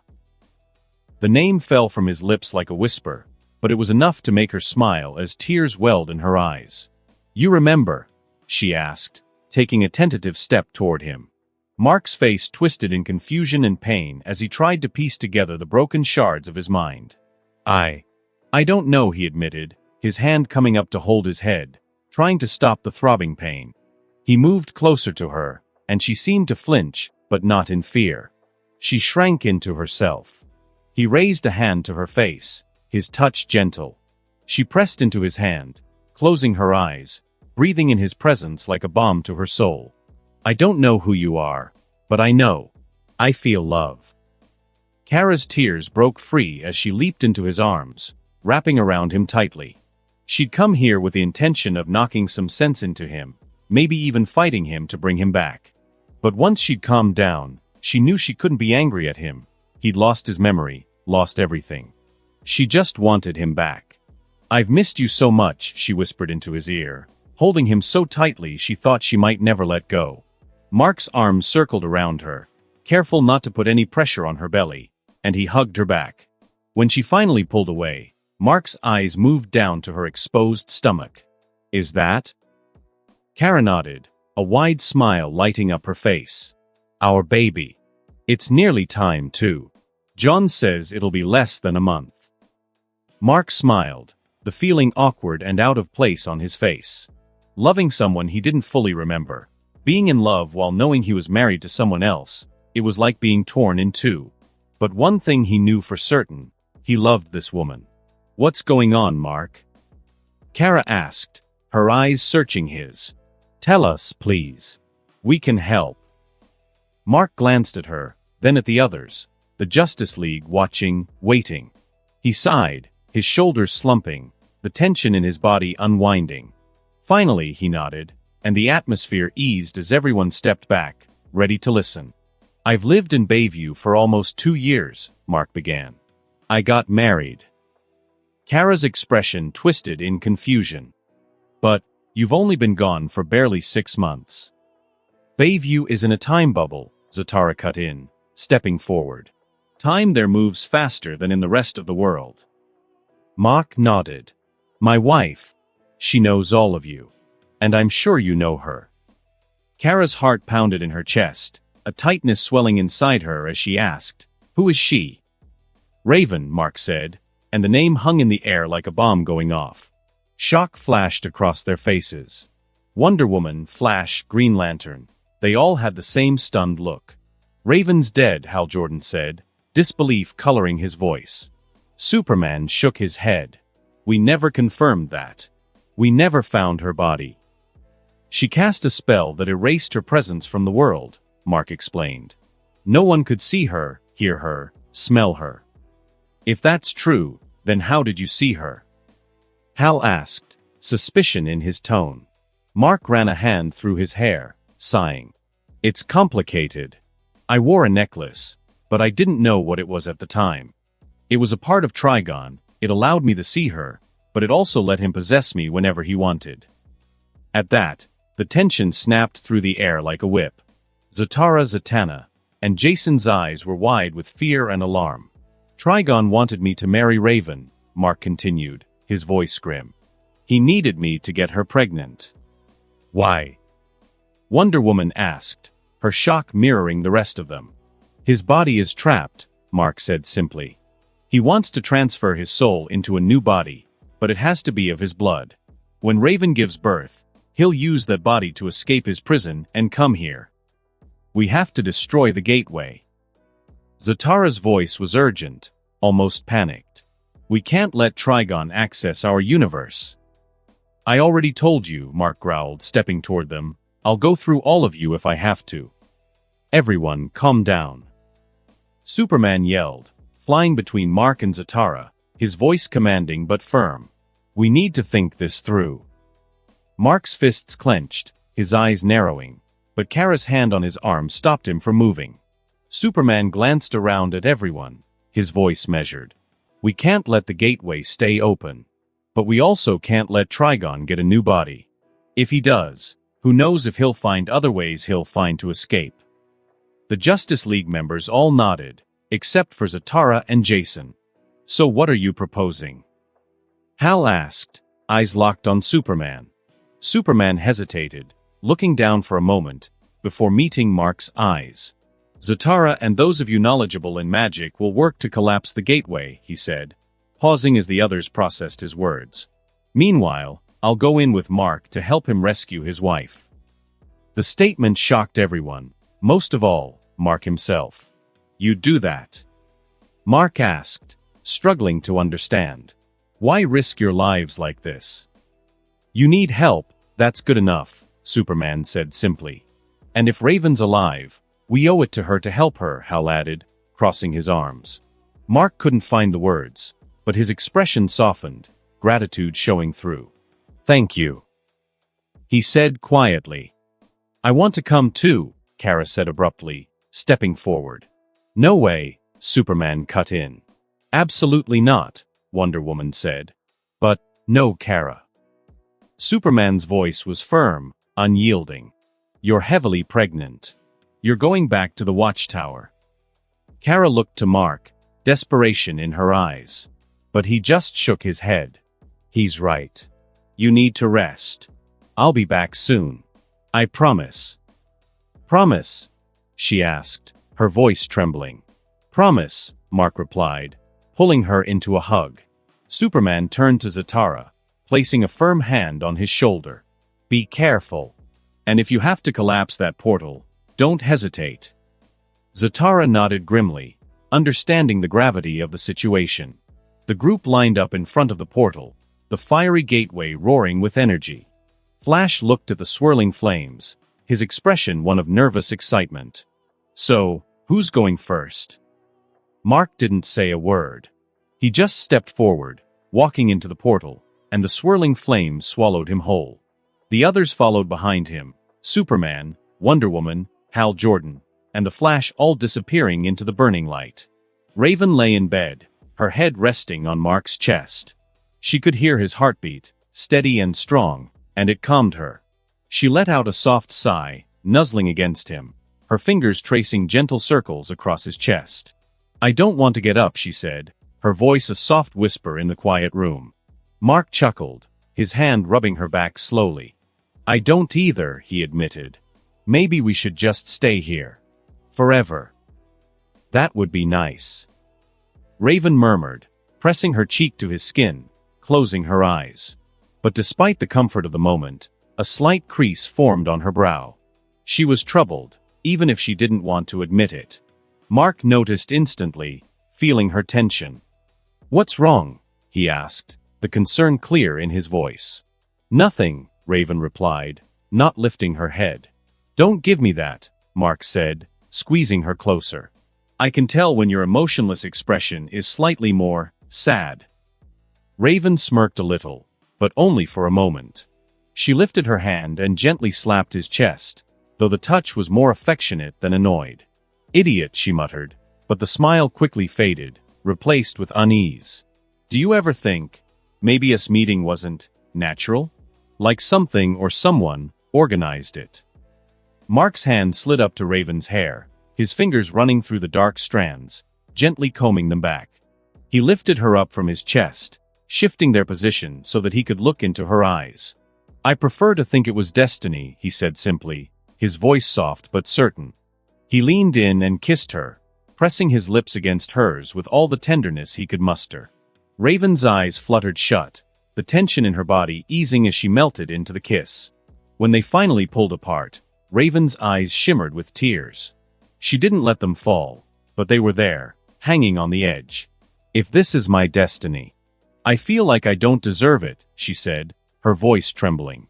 Mark's expression was serious, his eyes unwavering as he cupped her face.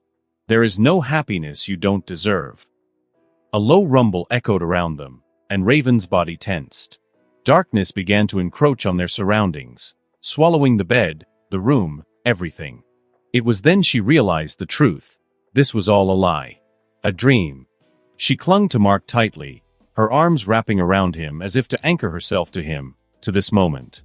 "I don't want to go back," she cried, her voice almost breaking. Mark's arms held her just as tightly, his chin resting on the top of her head. "It'll be okay," he whispered, his voice soothing, though it felt far away. The darkness surged, crashing down like a tidal wave, and all she felt was emptiness, the warmth of Mark's touch fading away as the void consumed her. Raven's eyes snapped open, and she found herself staring up into the darkness. The only light came from the torches that surrounded her, casting eerie shadows across the stone plateau on which she lay. She was on a cold, hard altar, her back aching from the rough surface. She glanced down at herself, and her breath caught in her throat when she saw her swollen belly. She screamed as she saw it start to swell further, the skin stretching tight as something moved beneath it. The pain shot through her like a blade, and she arched her back, her head snapping back to look up. There was nothing, no stars, no ceiling, just endless, consuming darkness. "Daughter, I am glad you are awake." The voice was unmistakable, low, distorted, and filled with dark power. "Trigon." Raven's eyes darted to the stairs leading up to the plateau, where her father's presence loomed. He was not in Mark's body anymore, instead inhabiting the body of one of his followers. She was relieved that he had let Mark go, but she worried if it meant he had killed him. "Where have you taken me?" Raven's voice was sharp, angry, but her words were cut off as another contraction racked her body. She screamed in agony, clutching her stomach as it writhed beneath her hands. Trigon's laugh was deep, mocking, as he moved closer, his red eyes burning into her. "Isn't it obvious?" He raised a hand and pointed to the edge of the plateau. Raven followed his gesture, her eyes widening as she saw it, a figure in the distance, chained and bound. And she recognized it instantly. It was him. Trigon. His true body, massive, demonic, towering above the landscape but looking decrepit, weakened, its muscles shrunken and its skin cracked. "This is my prison, daughter," Trigon said, his voice filled with a cold amusement. "The place I've been left to rot since the last war." Raven's eyes were fixed on his body, bound by chains that were connected to the darkness beyond. "Why can't you escape?" she grunted through gritted teeth, her hands trembling as she gripped her stomach tighter, trying to ease the pain. "I feel no magic in your bindings." "You feel none because there is none," Trigon replied, staring down at her. "Apart from the chains being unbreakable, that is. In truth, I could have torn free of these bindings any time I wished." Something's stopping you, Raven panted, fighting through the waves of pain. Trigon's lips curled into a twisted smile. He waved his hand, and hundreds of flames erupted from his fingers, spreading out like fireflies.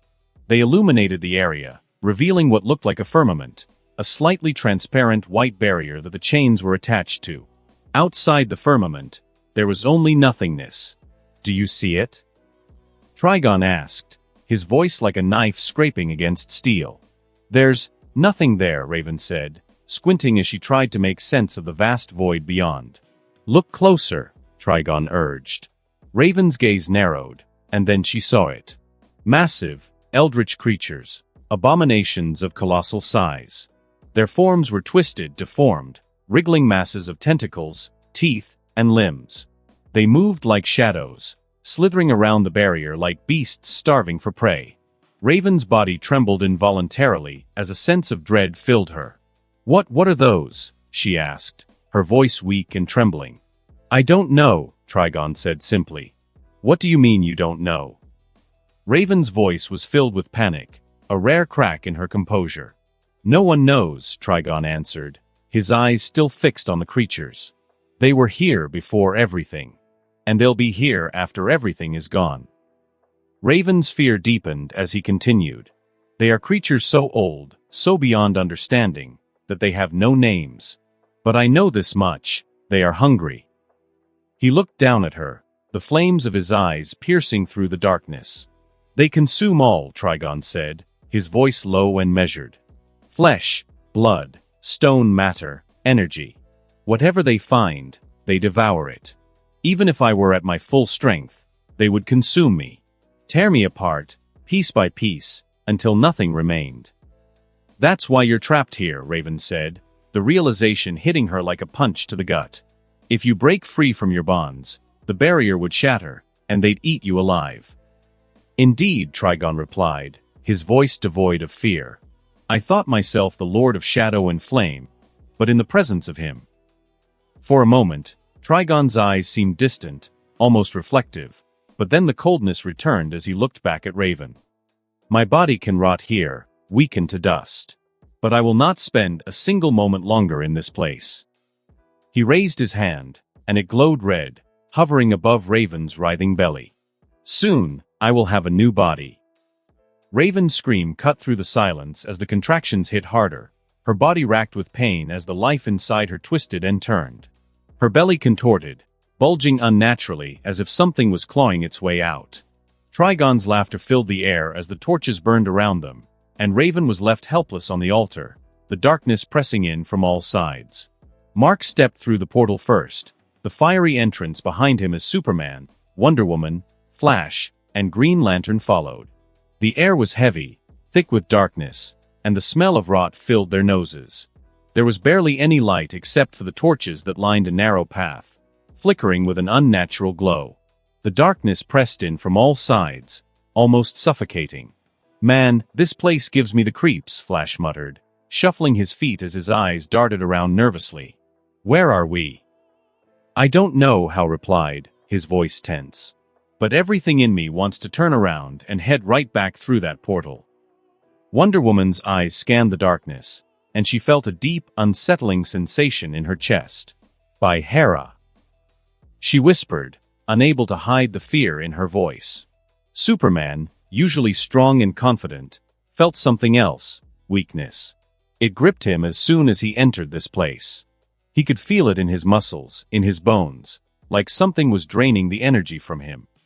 "This place is strange," he said, looking around with concern. "There's no natural light anywhere." Mark's gaze was forward, determined. "Eve, where are we?" he whispered, his voice sharp. "Unknown," Eve replied, her voice echoing in his head. After a brief pause, she added, "But from the scans I'm taking, this place is the size of Manhattan. And it's contained within a gravitational barrier. Outside of that, nothing. Just a void." A chill ran down Mark's spine.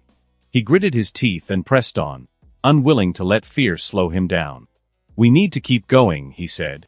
Superman fell into step beside him, nodding. "He's right. The sooner we find Raven, the sooner we can get out of here." The others hesitated. Even Wonder Woman, who never showed fear, seemed reluctant. But they knew they had no choice. They had come to help Mark, and that meant pressing forward into the unknown. They moved down the path, the darkness so thick it felt almost tangible. The torches cast a weak glow, barely able to pierce the blackness, and they were spaced so far apart that they couldn't see the next one until they were only a few feet away. It made the journey feel endless, each step swallowed by the dark. Superman walked close to the flickering lights, feeling their feeble warmth. But outside the light, the darkness gnawed at him, stripping away his strength. It was like there was an unlight was draining the solar energy out of his cells, and if he left the path, he knew it would only get worse. Hal and Flash walked side by side, their expressions uneasy. "This place is giving me major bad vibes," Flash said under his breath, glancing over his shoulder like he expected something to jump out at any moment. "Tell me about it," Hal replied. He raised his ring, summoning a flashlight construct and shining it around. The green beam cut through the darkness, revealing glimpses of the world around them, a jagged, cracked ground and twisted shapes, all covered in shadow. He swung the light upward, scanning the edge of the gravitational barrier. And then he saw it, a colossal creature, its form writhing with tentacles and eyes, massive and horrific. Hal's breath caught in his throat, and he stumbled back, nearly tripping over himself. Flash yelped and fell to the ground, his eyes wide with terror. "Holy crap, what is that?" Flash stammered, his voice cracking with panic. Wonder Woman's face was pale, the shock clear in her eyes. Superman looked at her, catching the fear in her expression. "Diana," he said, trying to keep his voice steady, "do you know what those things are?" She shook her head, but her voice was tight with fear. "I'm not sure. But my mother told me stories, long ago. There were creatures that existed outside of creation, beings that ate away at the very foundations of the worlds, always trying to break through. She said that if they ever did, it would be the end of everything." Flash forced out a shaky laugh, trying to steady himself. "That's just a story, right?" Mark cut in, his voice hard. "Let's keep moving." The path eventually led them to what looked like the ruins of a city. The buildings were ancient, worn by time, but there was a strange mix of technology and magic woven into the architecture. Superman looked to Hal, nodding toward the shadows that blanketed the city. "Hal, can you make a light source?" Superman asked. Hal nodded, but there was hesitation in his eyes. "Yeah, but I won't be much use to you all if I do. Every time I use my power here, it's like something's eating away at it." Superman grimaced. "I feel it too. Just do what you can." Hal floated into the air, holding his ring high above his head. A bright green beacon exploded from the ring, illuminating the city in a harsh, bright light. For a moment, they could see everything. Tall, ruined structures stretching high into the sky, strange metalwork intertwined with stone, and pathways leading deeper into the darkness. But then they saw them. Hundreds of figures moved within the ruins, their bodies twisted and deformed, draped in tattered red cloaks. Their skin was pale and gray, marred by deep cuts and twisted, writhing tentacles that spilled from their backs and arms. Their faces were demonic, mouths too wide, eyes that glowed like embers. Their fingers were elongated into claws, and their screeches filled the air as Hal's light fell upon them. They twitched and convulsed, driven mad by the very space around them. "What the hell are those?" Flash shouted, stumbling back as the creature's cries reached a fever pitch. "Cultists," Mark said grimly, recognizing the red cloaks. "Trigon's followers." Superman's eyes narrowed, scanning the creatures. "What happened to them?" "I don't know. Maybe it's this place. Who knows how long they've been in the dark," Mark replied as he got ready. The creatures screeched louder, the sound ripping through the air like nails on glass. And then they charged. Dozens, no hundreds of them, sprinting toward Mark and the Justice League, their limbs flailing wildly as they closed the distance. A stampede of corrupted flesh. "Get ready!" Superman yelled, his fists clenched as he prepared for the onslaught. Mark's eyes were set, his jaw tight. He felt the fury rising in his veins, and all he could think about was Raven, somewhere beyond this horde of twisted beings. He braced himself, the black armor beginning to form around his body again, ready to carve through whatever stood in his way. Mark charged straight into the mob of creatures, fists swinging and smashing into whatever flesh and bone he could find. He wasn't holding back. His punches splattered blood and brain matter as he went for killing blows. One creature leapt at him, claws extended, and he caught it by the throat, crushing its windpipe before hurling it into the horde. He grabbed another by the skull, driving his fingers through its eye sockets, then slammed it face first into the ground with a sickening crunch. These things were fast and feral, and they kept coming. Superman took to the sky, darting through the mass, fists flying. He didn't aim to kill. He knocked them down, flinging them back with enough force to break bones but trying to keep his strikes non-lethal. But no matter how many he took down, they just kept getting back up, limbs twisted and broken, crawling toward him. He burned some of them with his heat vision, the blasts carving deep grooves into their bodies. But even then they didn't stop, they just kept coming. Flash darted between the creatures, moving at lightning speed. He swept their legs, knocked them aside, creating a whirlwind to push them back. But they recovered almost instantly, clawing at the air and lunging at him from every direction. He ducked under a slash from one of their claws, but another tackled him by surprise. Flash felt its teeth snap close to his face, and he shoved it back, getting back on his feet. "These things don't stay down," he yelled, his voice strained. Wonder Woman was pummeling through them with her fists, using her bracers to deflect blows and push the creatures back. She hadn't drawn her sword. She was reluctant to kill as well. She punched one creature square in the chest, shattering its ribs, but it just hissed at her, blood spilling from its mouth as it lunged at her again.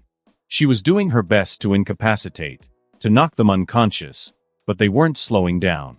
In the sky above them, Hal Jordan kept his rings light bright, illuminating the battlefield so they could see the enemies coming from every side.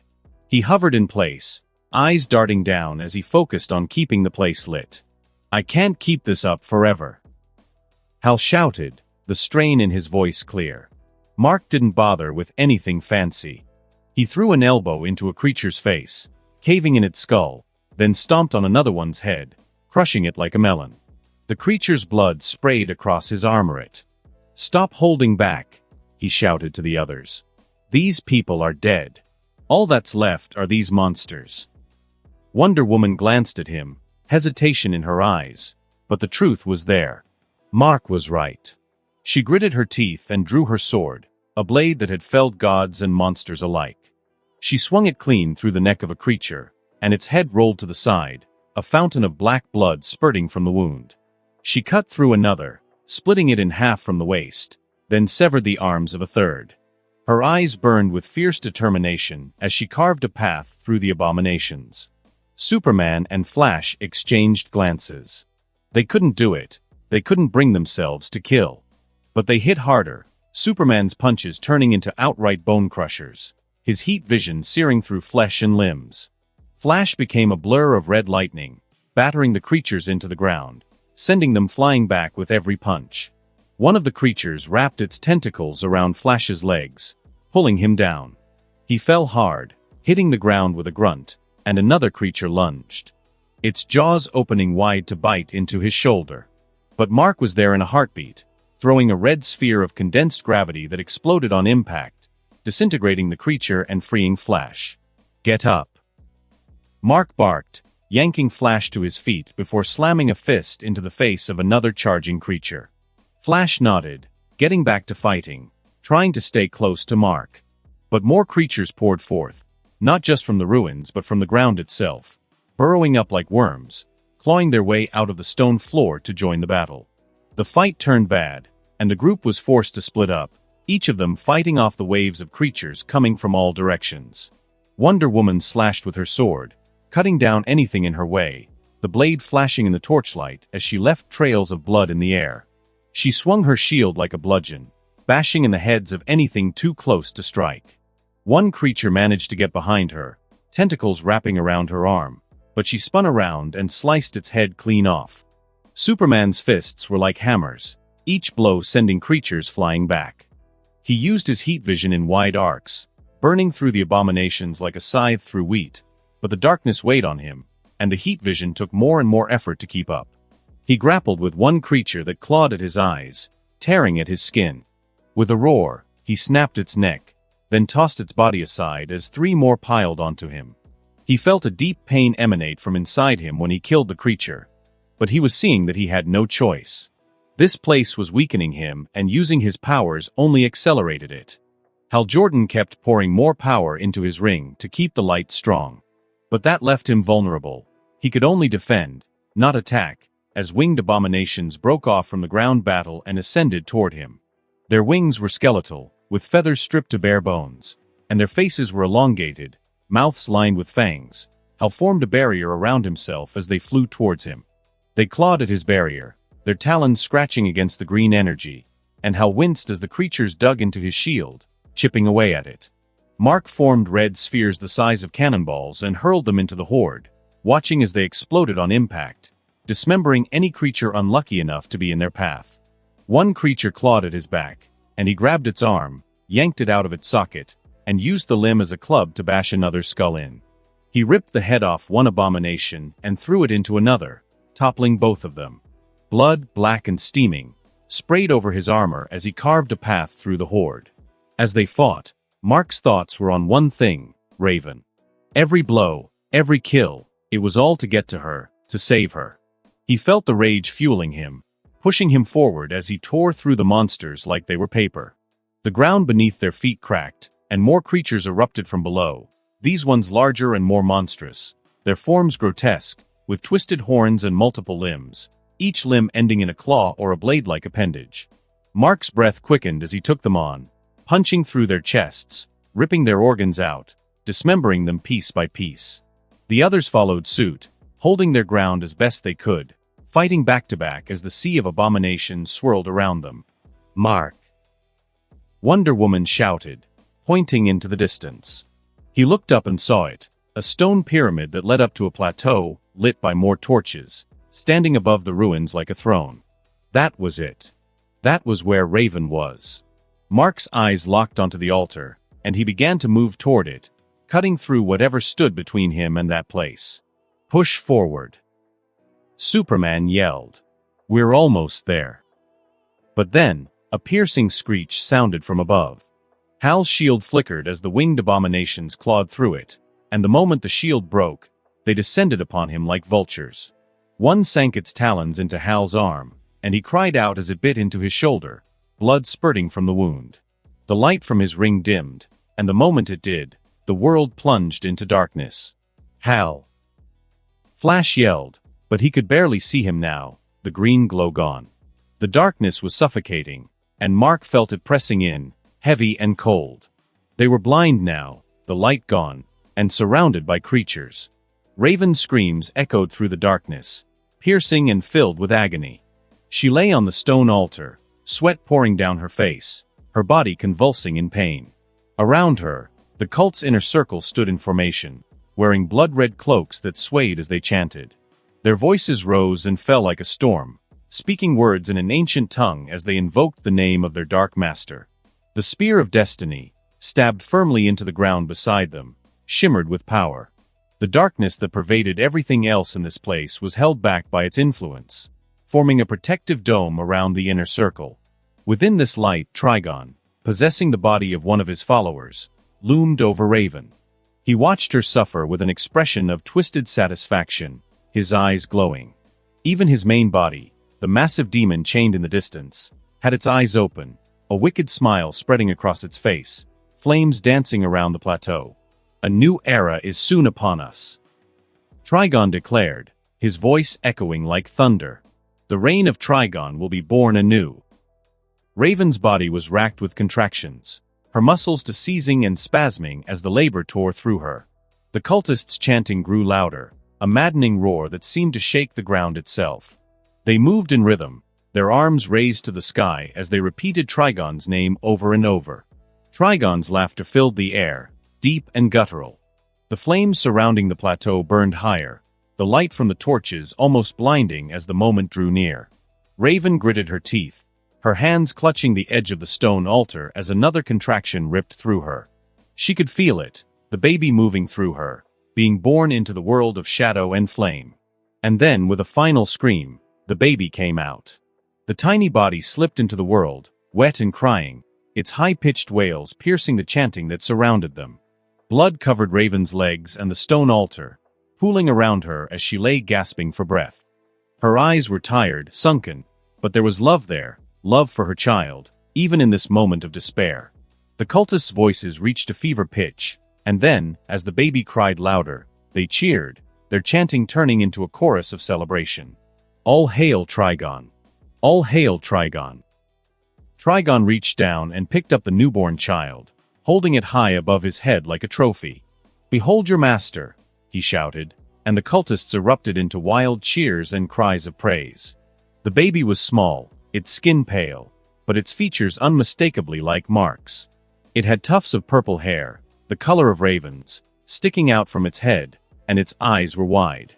The child was innocent, helpless in the grasp of the demon. Raven's hand reached out, trembling and weak, trying to grasp for her child. "No, please," she begged, her voice barely a whisper. "Give me my baby." But Trigon ignored her. He cradled the baby close to his chest and turned, walking past Raven's bloodied body without a glance. He approached the chained form of his true body, the demonic giant whose eyes followed him. At the foot of the massive form lay another altar, small and carved with runes, the place where the final ritual would take place. Trigon placed the baby on the altar, its cries filling the air, and gestured for one of the cultists to step forward. The robed figure carried an artifact, an orb of deep red, pulsing with energy. It was the Resurrection Stone, stolen from the Tower of Fate, a powerful relic capable of calling back souls from the next life. But Trigon's plan was not to resurrect. He wanted to switch the souls of the baby and his main body. The Resurrection Stone was capable of manipulating souls like none other, and so it would allow him to do this task. Raven's voice was hoarse, her throat raw from screaming. "No. Stop," she cried, but her words barely rose above a whisper. Every breath was labored as she tried to sit up on the altar, her body weak and shaking from exhaustion. Blood pooled around her, and she could feel her strength slipping away, but she forced herself to move, rolling off the side of the altar and hitting the stone floor hard. Pain exploded through her, but she ignored it, dragging herself across the ground, her nails scraping against the cold stone as she tried to crawl toward Trigon. She stretched out her hand, reaching for her baby, desperate to take him back from the demon's grip. But the cultists ignored her completely. Some stepped right over her as if she were nothing, one of them even crushing her fingers under his heel as he walked past, leaving her clutching her hand in pain. Raven's mind raced, trying to find a way to stop this. She needed to save her child, but she could barely move, barely breathe. Fighting was out of the question.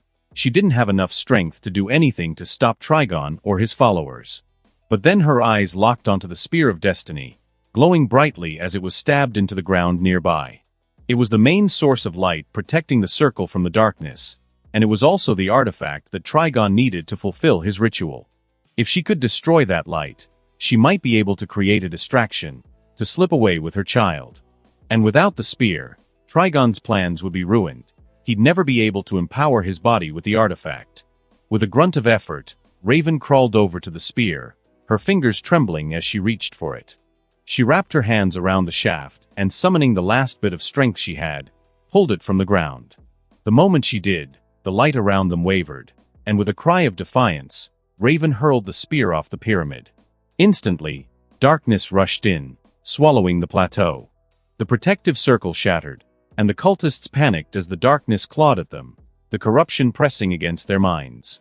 Trigon, who had been facing his chained body and the altar, turned back to his daughter, his eyes narrowing in displeasure as flames flared up around him.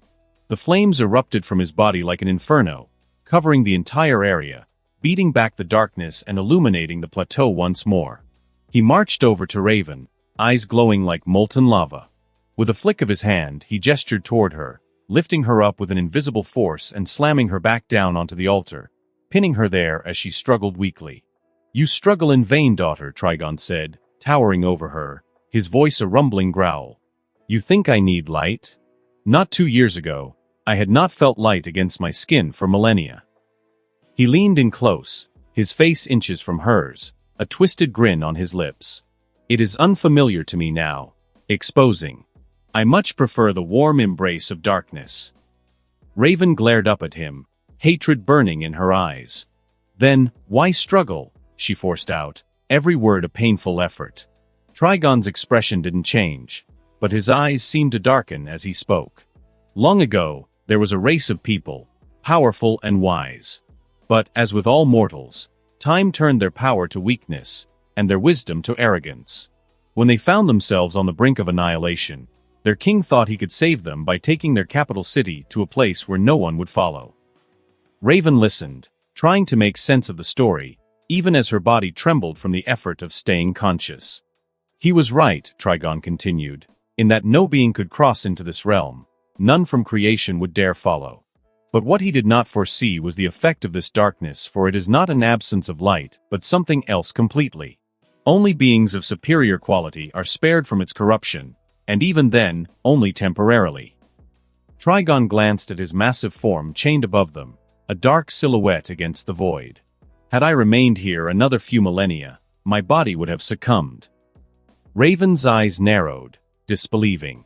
You care for your followers, that much? Trigon's laugh was sharp and bitter.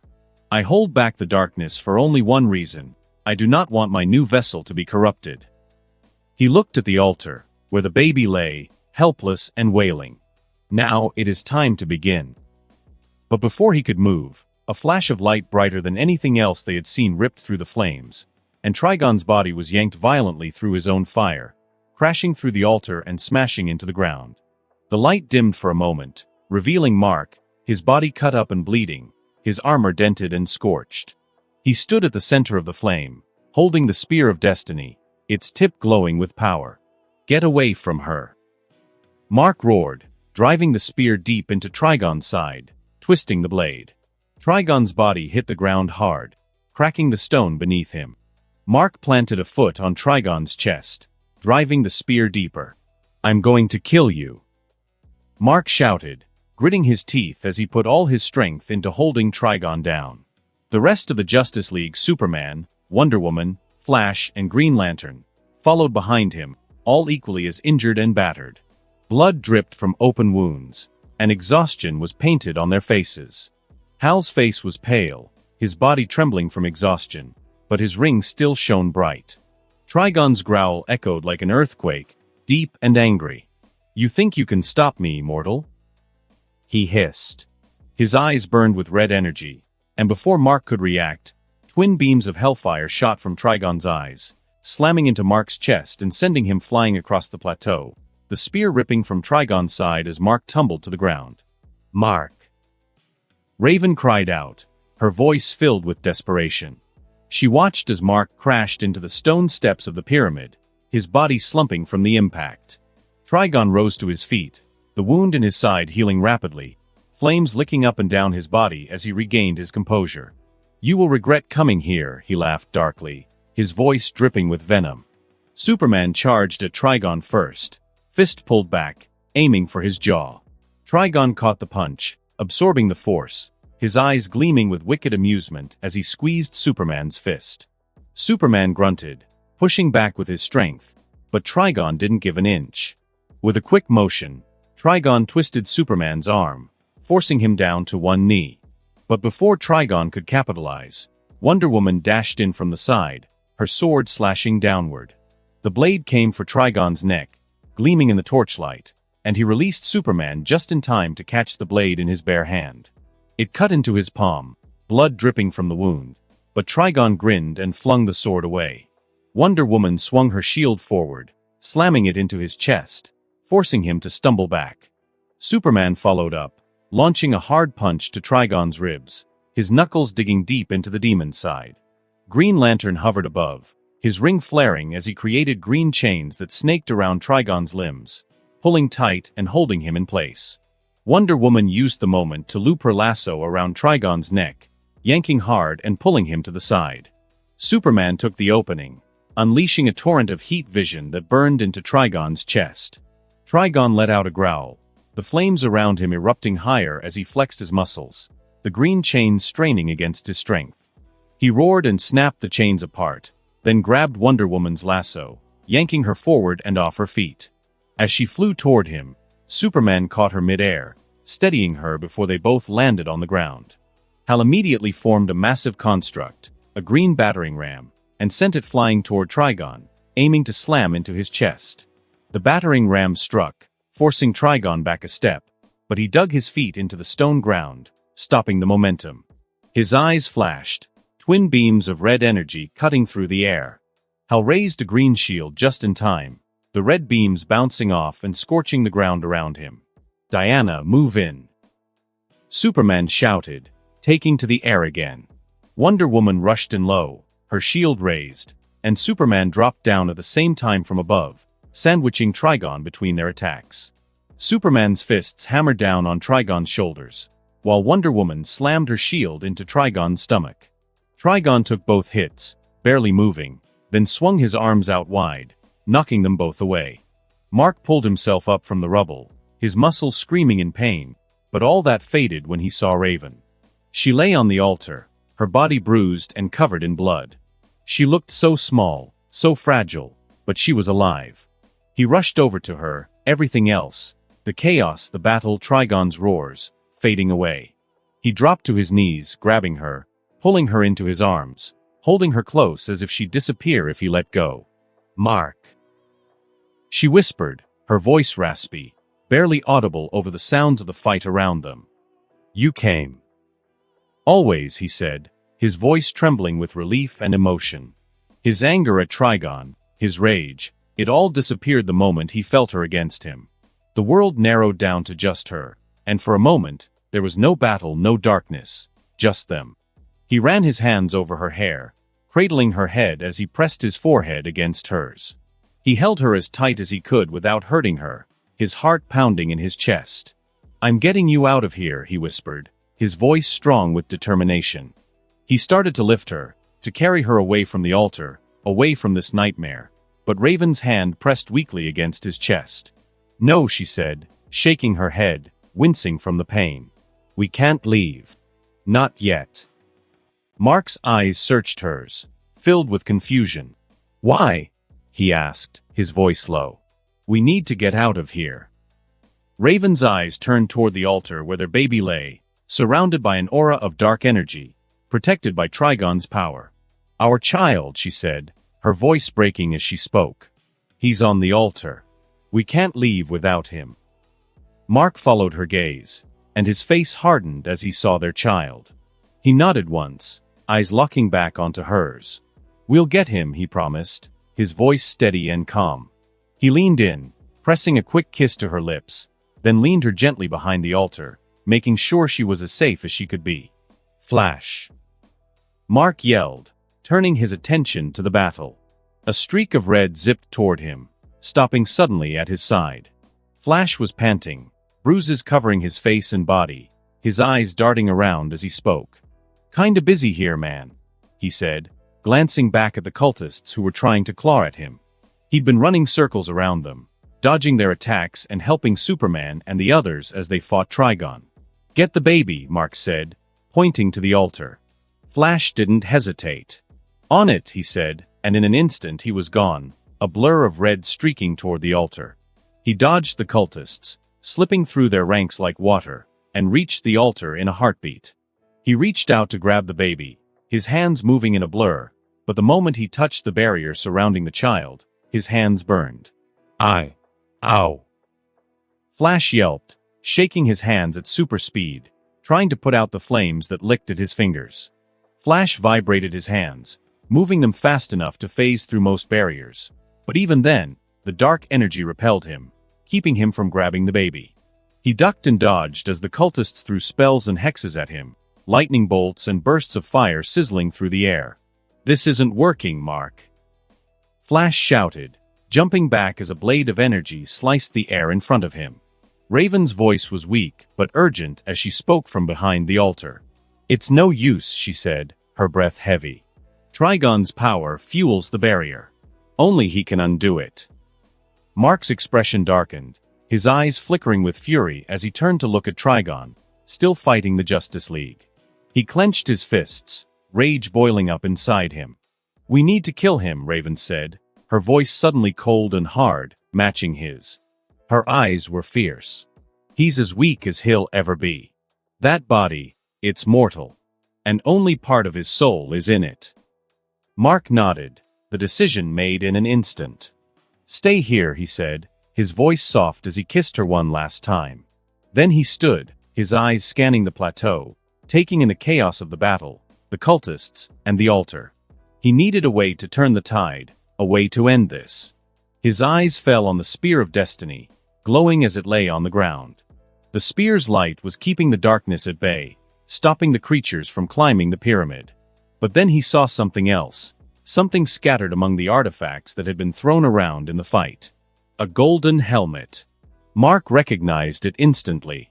He'd seen it before, in cartoons, on cereal boxes, on the news. Dr. Fate's helmet. The symbol of one of the most powerful sorcerers in the world. "Nothing ventured, nothing gained," he muttered to himself. Without hesitation, he reached down and grabbed the helmet, feeling its weight in his hands. He hesitated for just a moment, his fingers tightening around it. Then he put it on. Mark's vision faded to black as he placed the helmet on his head. Darkness swallowed everything. He couldn't see, couldn't feel, just a void all around. Then, without warning, a spotlight blazed down on him, bright and blinding. He shielded his eyes, blinking as he tried to make sense of his surroundings. But there was nothing, just darkness and the circle of light illuminating him. Then he heard it.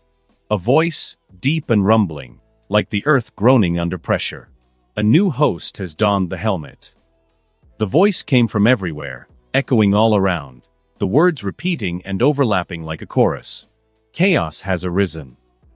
The natural balance has been disrupted. Order must be restored." Mark turned around frantically, looking for the source of the voice, but there was nothing but blackness. "Who's there?" he shouted, the echoes of his own voice swallowed by the darkness. "I need the power to defeat Trigon." "Trigon," the voices whispered back, repeating his name over and over. "An agent of chaos. A harbinger of destruction. He must be purified. This is fate. Your body shall be a conduit for order." The words crashed down on him like thunder, each one pulling tighter around his mind, sinking deep into his bones. "Give me your power, and I'll kill him," Mark growled, desperation clawing at his throat. "You cannot wield this power as the previous host did," the voice boomed, the tone shifting from low and guttural to high and ethereal. "Though your body and strength are far greater." Mark clenched his fists, his frustration boiling over. "And you can't use my abilities the way I can," he shouted back. "It takes skill to control them." Silence. Then a rumble, like an earthquake beneath his feet. "Guide me, work with me, and together we will kill Trigon," Mark demanded, his voice a growl of determination. "This is acceptable." The voice boomed, and then the world exploded with light.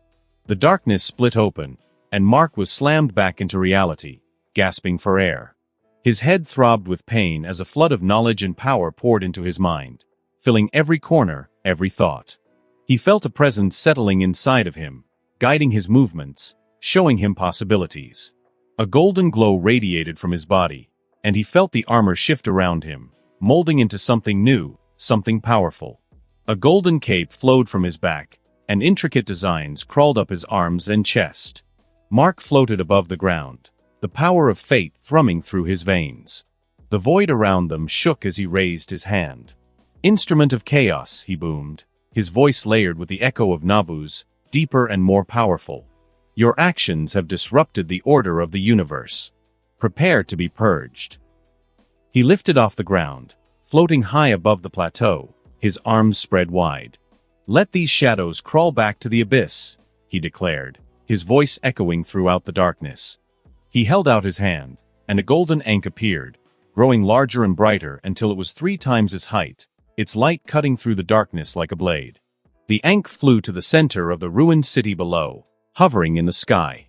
It shone with a brilliance that pushed back the darkness, illuminating every corner of the city within the barrier. The creatures below cried out, shielding their eyes from the blinding light. Trigon's head snapped toward the light as he blasted Superman away, sending him crashing into the ground. His eyes narrowed, locking onto the floating figure of Dr. Fate. With a surge of energy, Trigon rose into the air, flames trailing behind him as he met Mark's level. "A Lord of Order has no place here," Trigon spat, his voice dripping with contempt. "Leave now, or I will destroy you." Mark didn't respond. It was Nabu who spoke through him, his voice steady, unyielding. "A bluff," he said. "The Trigon I remember would never reason. Unless he is afraid. Scared." Trigon's voice rumbled like a storm, low and furious. "Scared. Scared." Power erupted from him, darkness and flame twisting around his form. His body changed, horns burst from his head, curling upward like the crown of a demon, and his skin turned deep red, veins pulsing like rivers of molten lava. Shadows spiraled around him, swirling flames mixing with black smoke. Mark's eyes glowed bright gold beneath the helmet, and he raised his hand, summoning his own power. A beam of pure golden light shot from his palm, the Ankh symbol forming in his hand. Trigon countered with a blast of red energy, the beam blazing forward. The two streams of power clashed in mid-air, golden light and red fire grinding against each other, creating a maelstrom of raw energy between them. Mark pushed forward, trying to force Trigon back, the golden beam crackling with power as he poured everything more power into it. But Trigon's strength was immense, and he leaned into the clash, pressing his power forward. Then Trigon's mouth twisted into a cruel smile, and he gave one last mighty push. The red beam swelled, growing thicker, stronger, and it crashed into the golden light, overpowering it. The red energy surged forward, shoving Mark's beam back. The golden Ankh began to flicker, cracks forming along its surface, and then, in an instant, it shattered. The red beam struck Mark full force, and he summoned an Ankh shield in front of him, the golden symbol trying to absorb the attack. It held for a heartbeat, but the power of Trigon's blast was too much. The shield cracked, then shattered like glass. The force of the impact sent Mark hurtling backward, slamming into the stone plateau, hitting the ground hard enough to shake the earth. Trigon roared, the flames around him burning hotter as he flew straight toward Mark, his form cutting through the air like a missile. But before he could reach his target, Superman rocketed from behind, joining his fists together and slamming them down on the back of Trigon's neck. The blow caught the demon by surprise, driving him down with a thunderous crack. Trigon's body plummeted, but Mark was ready, summoning his power and firing a golden blast of light that smashed into Trigon's chest, sending him careening sideways through the air. Diana was already there, moving faster than a bullet, her shield raised. She bashed it into Trigon with all her might, the metal slamming into his jaw and throwing his head back. The impact sent Trigon flying toward Hal, who grinned as he formed a massive green baseball bat with his ring, stepping forward and swinging it like he was going for a home run. The bat connected with Trigon's side, the impact sending a loud crack through the void as Trigon was launched back to Mark. Mark's fists glowed with golden light as he infused them with magical energy. He flew forward, meeting Trigon in midair, and drove his fists into Trigon's stomach in rapid succession, each punch a brutal, thunderous blow that bruised ribs and made the demon wheeze. The final punch sent Trigon crashing to the ground, cratering the stone surface of the plateau. But Mark wasn't done. He raised his hand, conjuring a massive golden Ankh above the downed demon, the symbol shining like a miniature sun before he hurled it down. The Ankh exploded as it struck, golden light bursting out in all directions, creating a shockwave that shook the void itself. Mark raised his hands, casting a shield around the blast to contain the energy, the golden barrier flickering and cracking under the strain, but holding just long enough to contain the explosion. When the light cleared, Trigon was still laughing, his deep guttural voice booming through the air. "Is this the power you bring against me?" he taunted. With a snarl, he unleashed a pulse of energy, shattering Mark's force field and summoning the flames around him to swirl tighter, darker, more intense. The firestorm raged around him like a tornado before exploding outward in all directions. Mark's eyes flashed as he conjured golden shields around himself and his allies, the barriers flaring to life as the firestorm crashed into them. Superman braced against the shield, his jaw clenched, while Wonder Woman raised her bracers in defense, and Hal reinforced the shield with his ring's energy. The flames battered against the shields, and Mark could feel the pressure, the strain, as the heat and force cracked the barriers. Golden light fractured, but they held. "It's pitiful to see you so weak," Nabu's voice said from within Mark, using his voice. "Barely a fraction of your former strength. You were once a being to be feared. Now look at you, a pale shadow." Trigon's eyes flared with rage, the red glow turning brighter as he clenched his fists, his body burning with fresh power. "You dare insult me?" he bellowed, the ground beneath him cracking from the force of his voice. "Stop making him angrier." Mark growled at Nabu, his eyes darting around, trying to assess their next move. But Nabu didn't reply. He stayed silent, forcing Mark to act on his own. Trigon burst forward, moving with terrifying speed. He drove his knee into Superman's stomach, folding the Kryptonian in half before grabbing him by the cape and spinning him like a rag doll, throwing him toward Wonder Woman. Superman collided with her, and they both hit the ground hard, skidding across the stone. Hal formed a massive green gauntlet around his fist and tried to strike, but Trigon reached out, catching the construct, and with a flex of his hand, he crushed it into green shards. Trigon's fist shot out like a piston, slamming into Hal's face and sending him tumbling through the air. Trigon followed him, throwing a barrage of punches that Hal could barely keep up with, each blow shattering whatever defenses he tried to throw up with his ring. Hal's ring flared, but the power of Trigon's strikes broke every shield, every wall, until Hal was on the ground, panting and bleeding. Mark rushed forward, conjuring golden chains to bind Trigon's limbs, each link reinforced with magical energy. The chains snaked around Trigon's arms and legs, tightening, holding him in place. Mark gritted his teeth, focusing on tightening the hold, but Trigon only smirked. With a flex of his muscles, Trigon shattered the chains, the golden links disintegrating into dust. Trigon's eyes glowed, and he shot twin beams of fire straight at Mark, who threw up a golden Ankh shield in front of him. The beams struck the shield, and Mark grunted as the force pushed him back, his feet digging into the stone. The beams cracked the Ankh, red flames pouring through the cracks, and Mark could feel the heat seeping through. Wonder Woman came in from the side, her sword in hand, and sliced at Trigon's arm. The blade bit deep into his flesh, and Trigon roared, swinging his arm around to backhand her. Wonder Woman's head snapped to the side as the blow connected, sending her tumbling away. But she recovered quickly, flipping back to her feet, blood dripping from her mouth as she charged again. Superman flew in low, trying to sweep Trigon's legs out from under him. He managed to catch one leg, pulling with all his strength, and for a moment, Trigon's balance wavered. But Trigon growled and kicked Superman in the chest, launching him backward. Superman slammed into the side of the plateau, the impact cracking the stone. Hal flew up on him, forming a massive drill with his ring, aiming to pierce Trigon's chest. He sent the drill forward, spinning at high speed, but Trigon slapped it away, the green construct shattering on impact. Trigon grabbed Hal by the neck, lifting him off the ground, and squeezed, his claws digging into Hal's throat. Mark charged in, his fists glowing with golden light, and he drove them into Trigon's side, hitting again and again. The blows forced Trigon to release Hal, but Trigon's arm swung around like a club, catching Mark in the ribs and knocking the air out of his lungs. Mark gasped but didn't fall back, firing a burst of golden energy directly into Trigon's face. The light exploded against the demon's head, forcing him back, but only for a second. Trigon let out a roar, his body swelling with power as his flames surged higher. He raised his hand, and from the ground around him, shadowy tendrils erupted, wrapping around Superman, Wonder Woman, and Hal. The tendrils tightened like snakes, lifting them into the air and squeezing, forcing them to struggle against the crushing pressure. Mark's hands glowed as he tried to sever the tendrils with golden blades of energy, but the shadows reformed as quickly as he cut them.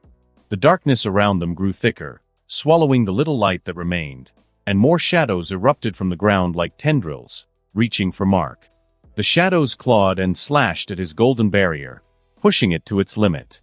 Mark's breath was heavy, eyes narrowing as he focused all his energy on holding the light against the encroaching darkness. Sweat dripped down his face as he gritted his teeth, forcing back the black tide. Superman, Wonder Woman, and Hal stood their ground, but they were unable to fully free themselves from the ever-growing shadows. Trigon floated above them, grinning like a predator, his eyes glowing with fire. Is this the so-called power of Nabu? Trigon's voice rumbled like an earthquake. A lord of order who cowers behind a mortal. How low you've fallen. The darkness pressed harder, and Mark could feel his barrier cracking under the pressure, light flickering as the tendrils forced their way in. But then he saw something. Through the shadows, a faint glint of light. The Spear of Destiny. It lay on the ground, just beyond the darkness's reach. Mark's eyes fixed on it, his breath catching as he stretched out his hand. He focused, reaching out with his gravitational power, and pulled. The spear broke free from the rubble, flying through the air and slamming into his hand. The moment his fingers wrapped around it, power surged through him like a supernova. The golden light of his barrier blazed, turning into fiery white, burning like the heart of a star. The shadows screeched as the light intensified, recoiling, and Mark's barrier exploded outward in a flash, vaporizing every dark tendril that touched it. Nabu's voice filled Mark's head. The Spear of Destiny is an object of purity and power. It enhances every aspect of the one who wields it, their strength, their power, their magic. That is why Trigon wished to corrupt it. Mark's body glowed like a living flame, and the shadows retreated as the spear's power burned them away. Superman, Wonder Woman, and Hal rushed to his side, the light cutting a path through the darkness. We have to hit him now. Mark shouted, feeling the surge of power through his veins. Nabu's voice spoke through him. We must work together. This creature of chaos cannot be allowed to live. The others nodded, ready to fight. But Trigon's face twisted with rage, flames swirling around him. You think a shining stick will stop me? He growled, spreading his arms wide. You will learn the meaning of despair. Mark didn't wait. He raised the spear, and a bolt of blinding light fired from its tip, piercing through the air and slamming into Trigon's chest. The beam burned a hole straight through the demon's body, white light searing through flesh and muscle, exposing bone. Trigon let out a pained grunt, staggering back as he looked down at the gaping wound in his torso, fire and blood pouring out. You will die screaming. Trigon roared, and his form began to change.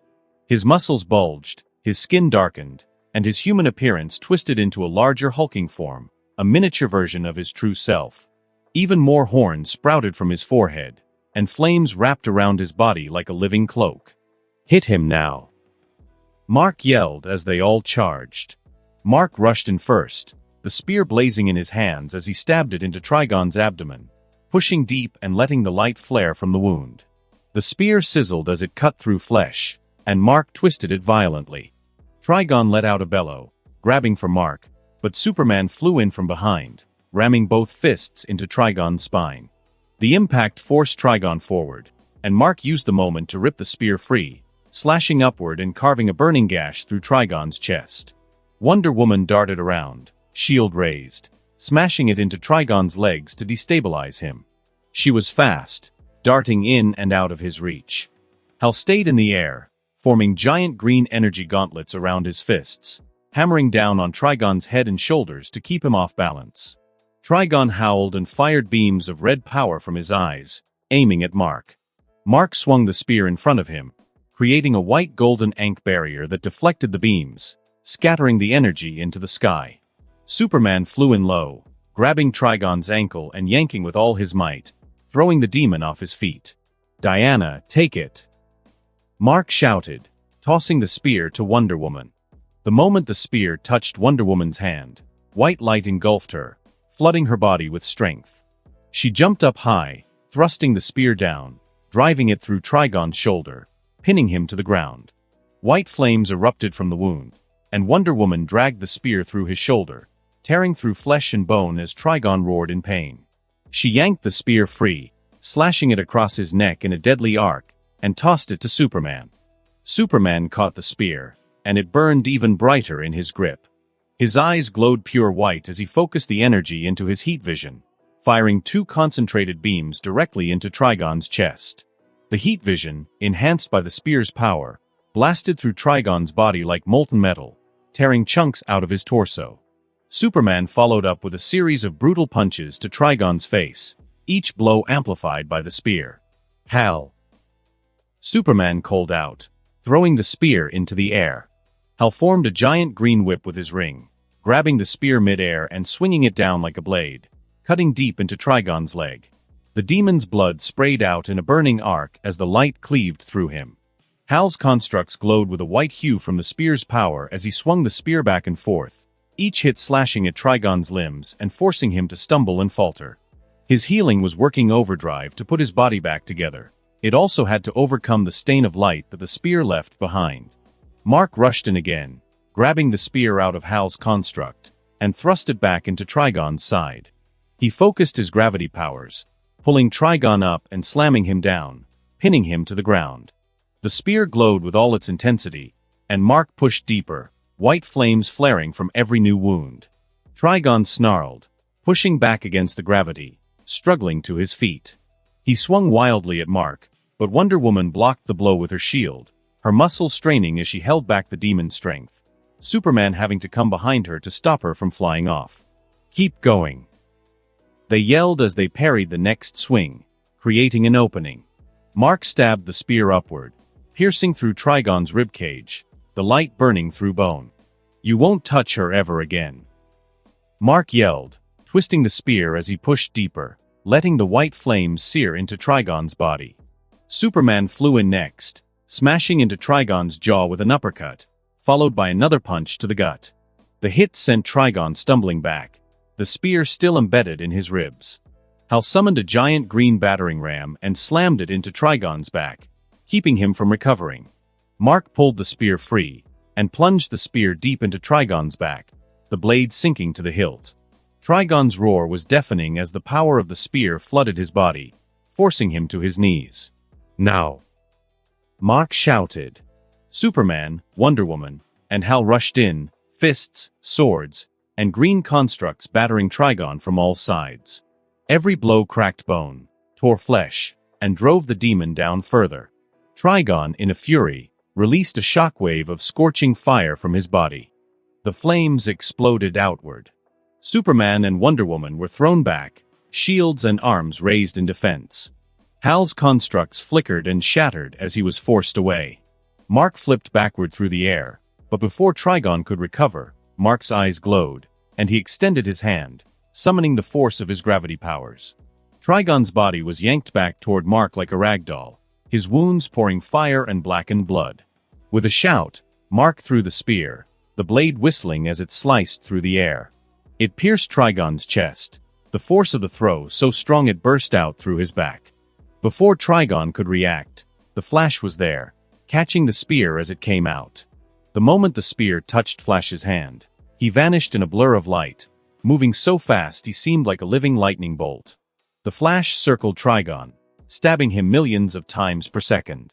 The speed of each strike caused shockwaves, the spear puncturing Trigon's body, each thrust drawing more blood and flames. Trigon's flesh tore apart like paper as the spear carved into him over and over, and all the while, Flash moved faster, the air around him igniting from the sheer friction of his speed. Mark focused, reaching out with both hands and summoning golden chains of light. They shot out like whips, wrapping around Trigon's limbs and torso, constraining him, binding him tighter with every second. A giant golden Ankh symbol formed around Trigon's neck, locking him in place as Flash continued his assault, the spear stabbing deep, ripping through muscle and bone. Trigon roared in frustration, his eyes glowing bright as he released a wave of heat so intense it melted the stone beneath him into bubbling lava. The lava spread like a pool, forming into hands that reached for Flash, but he was too fast, darting between the grasping molten claws, dodging every attempt to catch him. The hands swung wildly, missing by miles as Flash stabbed Trigon over and over. Superman and Wonder Woman flew in, fists drawn back. They both slammed their fists into Trigon's skull with a sickening crack, the force of the hit echoing across the void. Trigon's head snapped back, a dent forming in his cranium, flames spewing from his mouth as he bellowed in pain. "He's weakening," Nabu shouted through Mark. Mark didn't hesitate. He flew towards Trigon, increasing the gravity around the demon's body, pressing down on him like the weight of a mountain. The chains tightened, the Ankh constricted, and Trigon was forced to his knees, struggling to break free. Flash continued stabbing, each hit cracking bones and tearing wounds wider. Superman and Wonder Woman took turns bashing Trigon, each hit forcing him down further. Hal added to the assault, creating giant green chains to wrap around Trigon, reinforcing Mark's bindings. But even restrained, Trigon fought like a monster. He flexed his muscles, the chains groaning and cracking. The ank around his neck flickered as Trigon's power surged, and with a bellow, he shattered the restraints in an explosion of red light. His eyes burned bright, and he conjured a complex illusion, an invisible web of red magic beneath Flash's feet. When Flash moved to stab again, the web activated, and the ground erupted into spikes, stabbing through his leg and trapping him in place. Flash screamed in pain, his leg twisted, and he barely managed to throw the spear to Mark before the spikes could impale him further. Mark caught the spear, and Superman was there in an instant, grabbing Flash and dragging him out of the spikes. "Now!" Mark yelled, gripping the spear with Superman. Superman's eyes burned white as he fired heat vision, the beam scorching hot, like the core of a star. Mark thrust his free hand forward, unleashing a blast of pure light and power. The two attacks combined, a blazing beam of energy that tore through the air and slammed into Trigon's chest.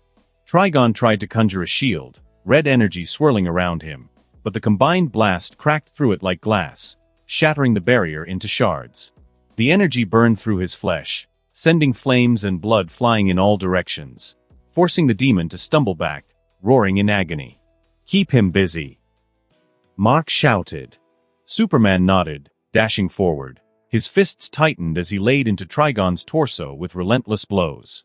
Wonder Woman flew above, her sword raised, slashing at Trigon's eyes and head to blind him. Hal formed green constructs, spikes, chains, and maces, smashing them into Trigon's arms and legs. But without the spear's power, their hits weren't enough to keep the demon down. Trigon fought back, each blow sending his attackers sprawling. He grabbed Superman by the arm, flinging him into the ground so hard it cratered. Hal's green constructs shattered under Trigon's fists, and Wonder Woman was caught mid-air by a backhand that sent her crashing into the ruins. Meanwhile, Mark raised the spear, and with his free hand, summoned two spheres, one blue, one red. The spheres spun around each other like orbiting stars, crackling with power as they fused at the tip of the spear, forming a swirling purple energy. The spear pulsed, the energy growing denser, more chaotic, as it gathered at the tip. Mark looked up just in time to see Trigon grab Wonder Woman by the throat, lifting her high, ready to crush her windpipe. Mark's eyes narrowed, and he fired a red sphere from his free hand, the force of the blast slamming into Trigon's head and forcing him back. "Get off her!" Mark shouted as Trigon stumbled. Trigon growled, letting go of Wonder Woman and turning his rage on Mark. "I will break you!" he roared, charging forward, flames trailing behind him like a comet. Mark pointed the spear directly at Trigon, and the purple sphere at the tip grew brighter, expanding until it was the size of a house. "Not this time," he muttered. The sphere erupted into a concentrated stream of purple light, tinged with white light. Trigon's eyes widened in panic. "No!" he screamed, throwing up shield after shield in front of him. But the beam tore through them, one after another, each barrier shattering like glass. The force of the blast pushed Trigon back step by step, his body starting to smoke and burn as the beam tore through his defenses. "Come on!" Mark's hand shook with the effort of maintaining the beam as Trigon's last shield shattered, and the energy hit him full force, burning through his chest, flames and light eating away at his flesh. The beam forced Trigon backward, pinning him against the firmament of the void.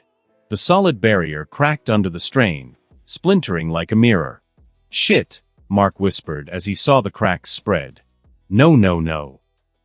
Trigon howled as the barrier shattered, and he was forced out into the endless darkness beyond. The void creatures, colossal writhing masses of eyes, teeth, and tentacles, descended upon him immediately.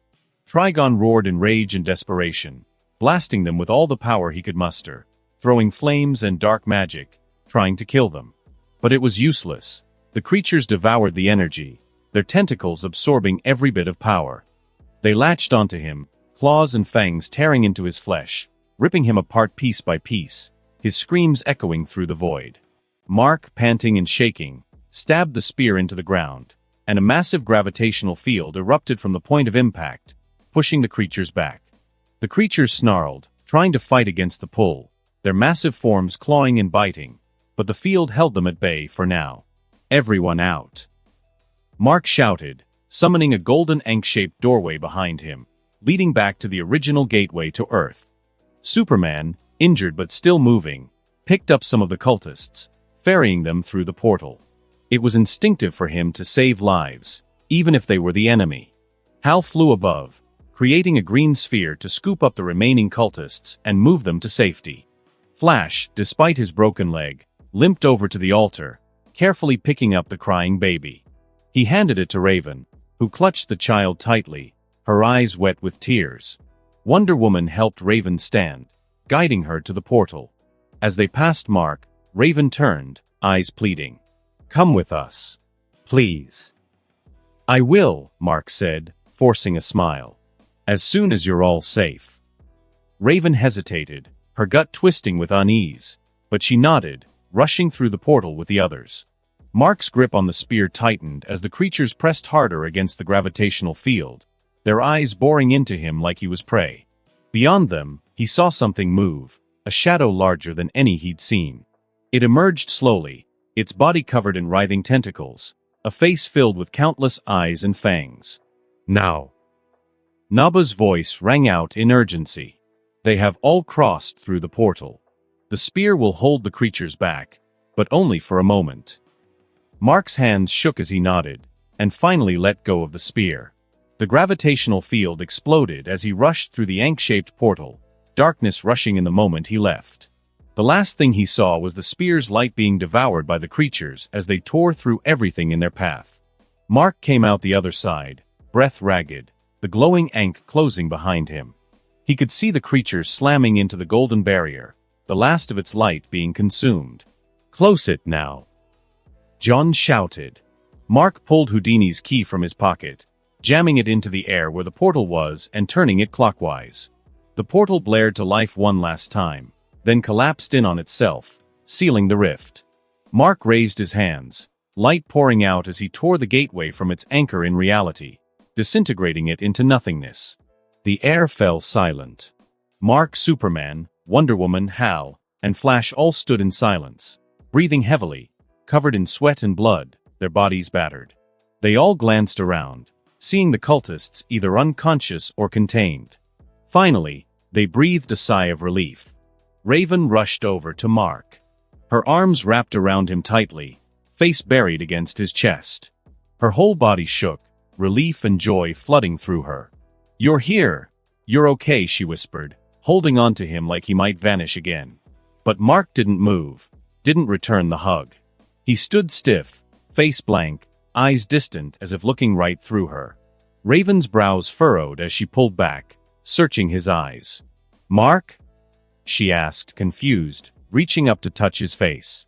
A voice boomed from Mark's mouth, deeper, colder. "Nabu. The Justice League has failed to maintain order. This world has fallen to chaos. I will not allow it to continue." Mark's body stood straighter, the golden aura around him flaring up.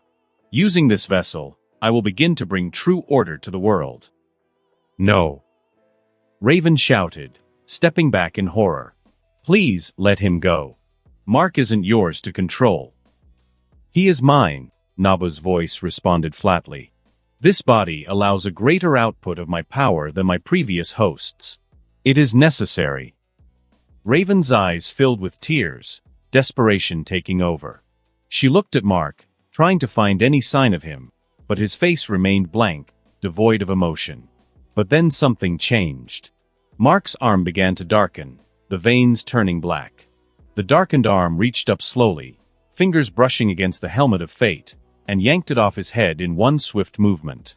The helmet clattered to the ground, and the golden glow around Mark vanished instantly. His clothing reverted back to his normal suit, and his body sagged as he fell to one knee, panting, the exhaustion clear on his face. Analysis complete. The entity's influence stemmed from the helmet. Eve's voice spoke crisply in his ear. "Are you pleased with my interference?" Mark blinked, still disoriented, but as the control faded, he nodded slowly. Yeah, good job, he breathed out, voice hoarse. Raven didn't waste a second. She grabbed Mark, pulling him into another hug, this one tighter than before. I thought I'd lost you, she whispered, her voice trembling as she held him close, trying to be careful not to hurt the baby. Her fingers dug into his back, as if afraid he might slip away again. Mark wrapped his arms around her this time, pulling her closer. He looked down at the baby cradled in her arms, the tiny face peeking out, the dark tufts of hair on his head. Mark's eyes softened, and he reached out, gently brushing a finger against the baby's cheek. I've never seen something so perfect, he whispered. His voice was raw with emotion as he leaned down and kissed Raven deeply, their foreheads pressed together as he held her close. Raven's eyes fluttered shut as they kissed, feeling his warmth, feeling him there. For a moment, there was nothing but the two of them, their baby nestled safely between them. The moment was broken by a loud, awkward throat clearing. Mark's head snapped up, breaking the kiss, and his eyes met a familiar face. Kara, standing a few feet away, arms crossed, her face a mix of shock, confusion, and anger. Oh shit. In Metropolis, a strange sight could be seen as Nolan Grayson, the former hero Omni-Man and current planetary invader, walked listlessly through an old house on the outskirts of the city. It was as close to the suburbs as one could get in the futuristic Metropolis, but more than that, it was Nolan's old home, the one he had shared with his former wife and son Mark. He had time to kill, as Lucan's recovery had taken longer than expected, something Nolan understood, given he had suffered a blow from the same attack, though his had been more severe. He didn't know why he had come back here, but now that he was, a strange feeling began to bubble up inside him. He tried to analyze this feeling as he ran his fingers across the island in the center of the kitchen.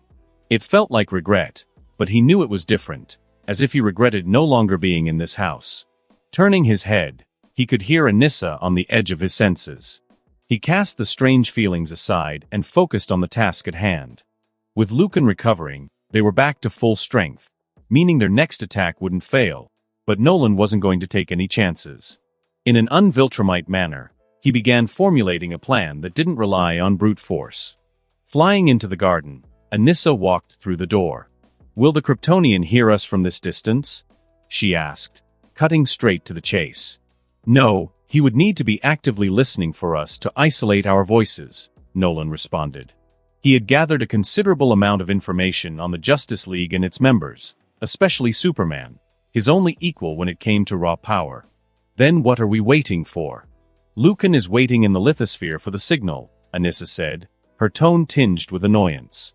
"There are many strong individuals on this planet. If they decide to band together, there's a chance we might lose," Nolan said sternly, turning to face her. "Do you want to fail the Empire?" "That's a foolish question," she replied. "Then follow my lead. I'm the senior agent. I've done this for centuries, long before you were born," he added. Anissa crossed her arms and leaned against the wall. "Very well, Nolan, but if you fail again, I'll kill you myself," she said, her voice calm.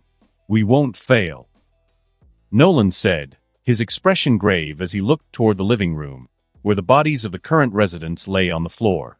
It always felt the same when he closed his eyes: helplessness, paralysis. He was pinned to the ground, powerless to do anything but watch as Bayview was destroyed. Buildings crumbled and exploded, bodies were ripped apart, and screams filled the air like a cruel symphony. But the worst part wasn't the carnage, it was the reflection of himself in the chaos. He saw his own face twisted in a monstrous smile, his own hands committing the atrocities. He watched as he hoisted Gary by the neck, twisting it until it snapped clean off. Blood gushed like a fountain, splattering the ruins around them. He saw Amelia, her limbs crushed and torn apart by one of his blue spheres, her cries of agony ringing in his ears. Megan, Emma, John. Everyone he had met in Bayview was gone, their faces haunting him like phantoms in the dark. The Evans, who had shown him nothing but kindness, had paid for their good nature with their lives. And here he was, alive, breathing, walking. It felt like a cruel joke, a crime against the universe that he had survived while none of them had.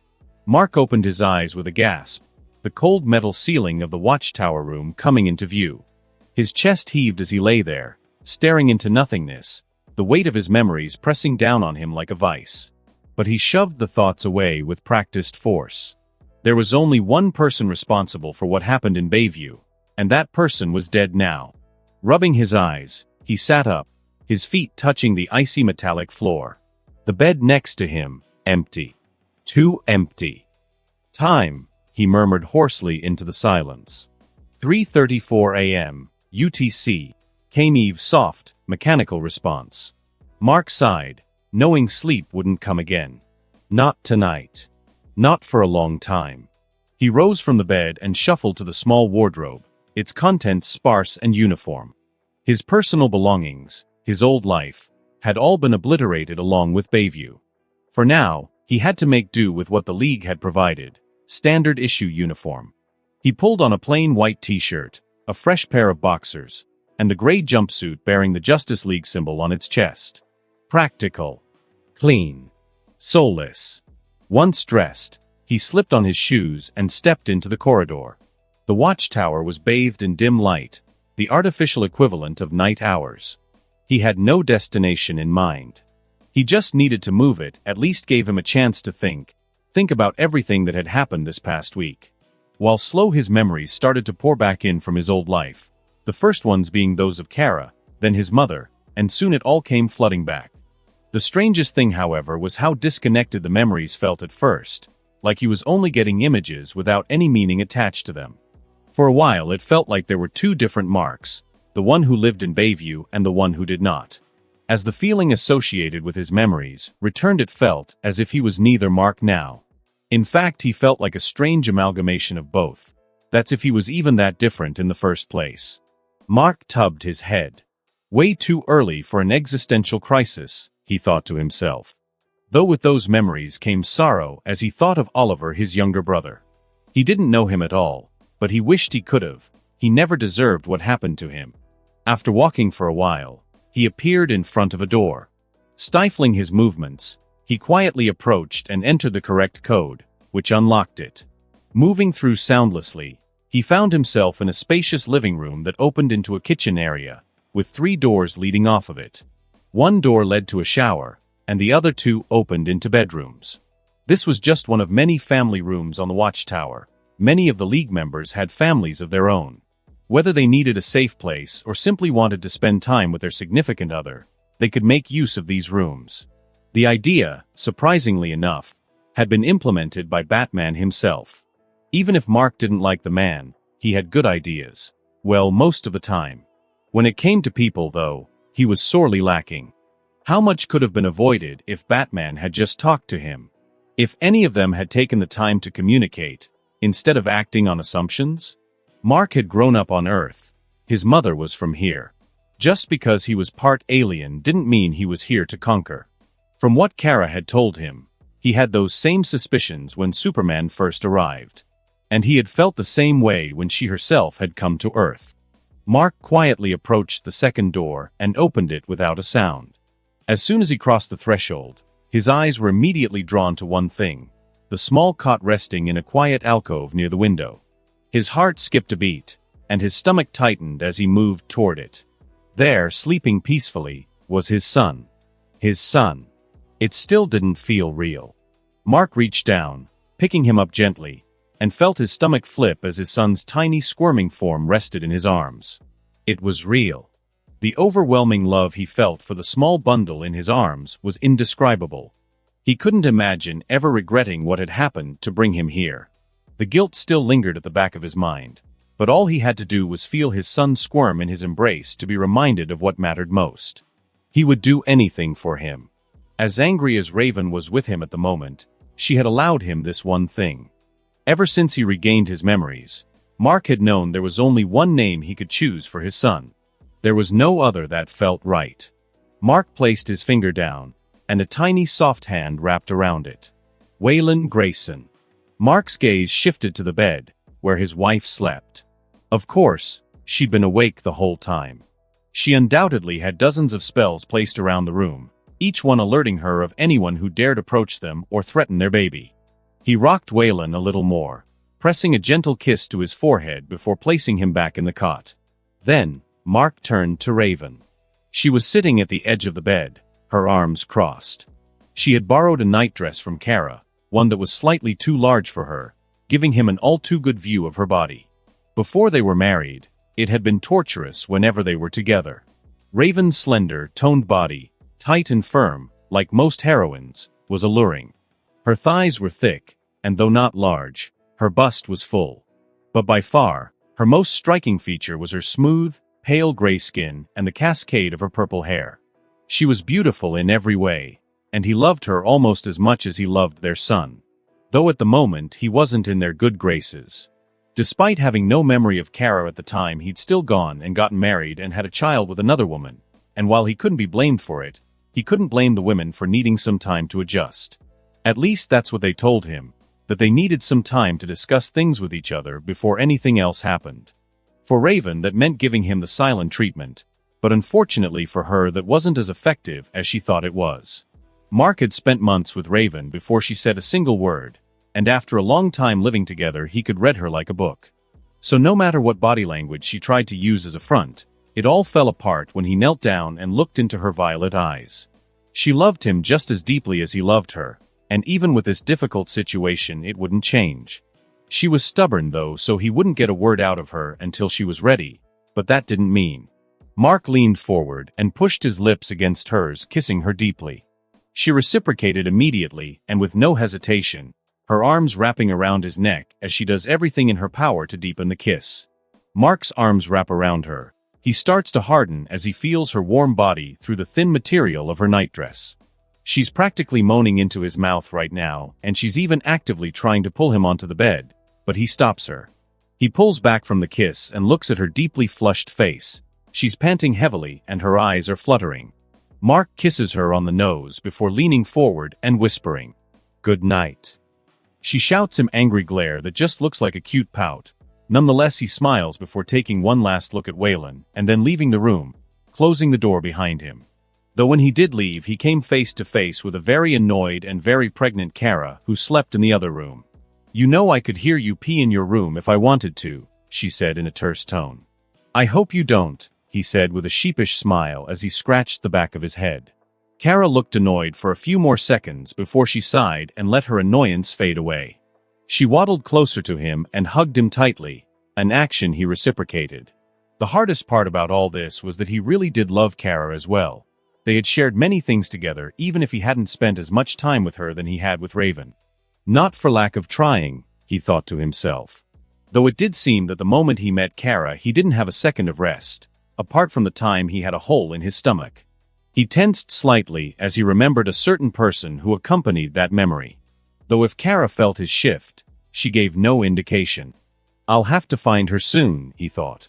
But honestly, with the delicate situation he was in now, bringing up Harley would definitely be kicking the hornet's nest. Kara rested her head on his chest. "I'm happy you're home," she whispered, rubbing her cheek against him and inhaling deeply. "I'm sorry for leaving you in this state," Mark replied, his arms moving to rub her back and stroke her hair gently. "It wasn't your fault. You saved a lot of people that day," Kara murmured as she drew back slightly to look at him. Her eyes met his, so blue, like the color of the sky. She really is beautiful, Mark thought. Kara had always been one of the most stunning women he'd ever seen, and that hadn't changed one bit. "I'm not angry with you, Mark," she said softly. He raised an eyebrow. "Well, I was," she admitted, dropping her gaze. "But I'm not anymore." She looked back up at him, her expression shifting slightly. "It's just difficult knowing that the person you love is married to someone else," she said, a trace of defeat in her voice. Mark opened his mouth to speak, but Kara stopped him by placing a finger on his lips. "We just need a little more time to discuss things," she said mysteriously. Before he could ask what she meant, she pushed up onto her tiptoes and kissed him deeply. It was slow and lingering, a kiss that carried all the emotions she hadn't said. When she finally pulled back, a teasing smile tugged at her lips as she playfully shoved him. "I love you, Mark.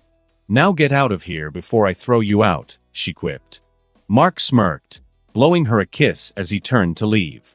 As he walked down the hallway, he felt lighter than he had in days, though his blood was still boiling. After kissing and holding two of the most beautiful women alive, there's no chance I'm sleeping tonight, he thought. Instead of heading to his room, Mark made his way to the gym. Stepping inside, he exhaled slowly, trying to steady himself. He unzipped his jumpsuit and tied it around his waist. It wasn't much of a gym outfit, but it would have to do. A couple of hours passed, the steady rhythm of his workout doing little to exhaust him. He was mid-rep when the door opened. Hearing the steps approach, he lowered the weights and turned, raising an eyebrow in mild surprise. Superboy. It had been nearly 2 years since Mark had last seen him, though for Connor, it must have been just a few months. "I never thought I'd see your face again," Connor said as he approached, stopping a few feet away. "Sorry to disappoint," Mark replied, straightening to his full height. For a brief moment, the air felt heavy, the tension lingering like a storm cloud.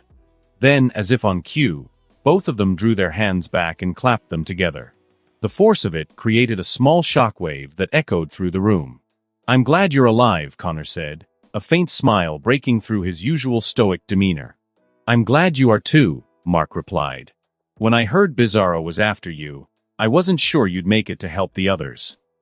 Connor shrugged. It was tough, but Cal showed up at the right time and handled him. Despite the calm words, Mark caught the flicker of disappointment in Connor's expression. Mark studied him for a moment. He liked Connor. How could he not? Connor had stayed to fight doomsday with him when others ran. Mark's own father had fled, but Connor had been there, side by side. That sort of loyalty was rare. Even if Mark had thrown him across the state during one of their early clashes. "What are you doing here so late?" Connor asked, finally breaking the silence. "Couldn't sleep," Mark admitted, glancing back at the reinforced weight machine behind him. Designed for enhanced individuals, it still didn't give him much of a challenge. "Thought I'd try wearing myself out, but it's not happening." Connor's smirk was faint. "Wanna spar?" Mark arched an eyebrow. "Spar? No offense, but we're not exactly on the same level." "That is offensive," Connor replied, deadpan. "But things are a little different now. So wanna spar or not?" Mark considered it for a beat, then shrugged. "All right." Connor's grin widened. "Good. Let's take this outside," he said, sounding like a street punk. Mark snorted, shaking his head as he followed Connor out of the gym. "This is gonna be interesting," he thought with a smirk. Mark couldn't say he wasn't confused when they made their way to the airlock. Before he could say anything, Connor locked them in and depressurized the room. Mark took a deep breath as the hiss of air faded, watching the door slide open into the vast vacuum of space. "Connor, what are you doing?" Mark asked telepathically, directing his thoughts toward the Kryptonian. To his surprise, Connor flew straight out of the watchtower. As far as Mark knew, Connor couldn't fly, at least not without those patches he always carried around. Does he have one on now? Mark wondered. I hope he's got a spare. I really don't want to have to drag him back if that thing wears off. Mark flew after him, quickly catching up. Connor looked back at him and, without preamble, began explaining. During the underground auction, when the Joker turned everyone into a Kryptonian, it affected me too. But after it wore off, it was different for me. Since I'm already half Kryptonian, it strengthened my DNA, and the effects were permanent. Mark's eyebrows shot up. So you have the same powers as Superman and Kara now? Connor nodded. Yeah, though I doubt I'll ever reach their level. Mark grinned. If Connor had that kind of power now, this spar had just gotten a lot more interesting. Without warning, Mark raced toward him. Connor barely had time to react, raising his arms to block just as Mark's fist slammed into him, the sheer force sending him rocketing backward. Cheap shot, Connor grumbled before darting back toward him at full speed. Mark caught the punch, but Connor kept pushing, forcing him backward through the void. Mark retaliated with a sharp headbutt to the nose, making Connor grunt in pain, before driving his knee into his gut.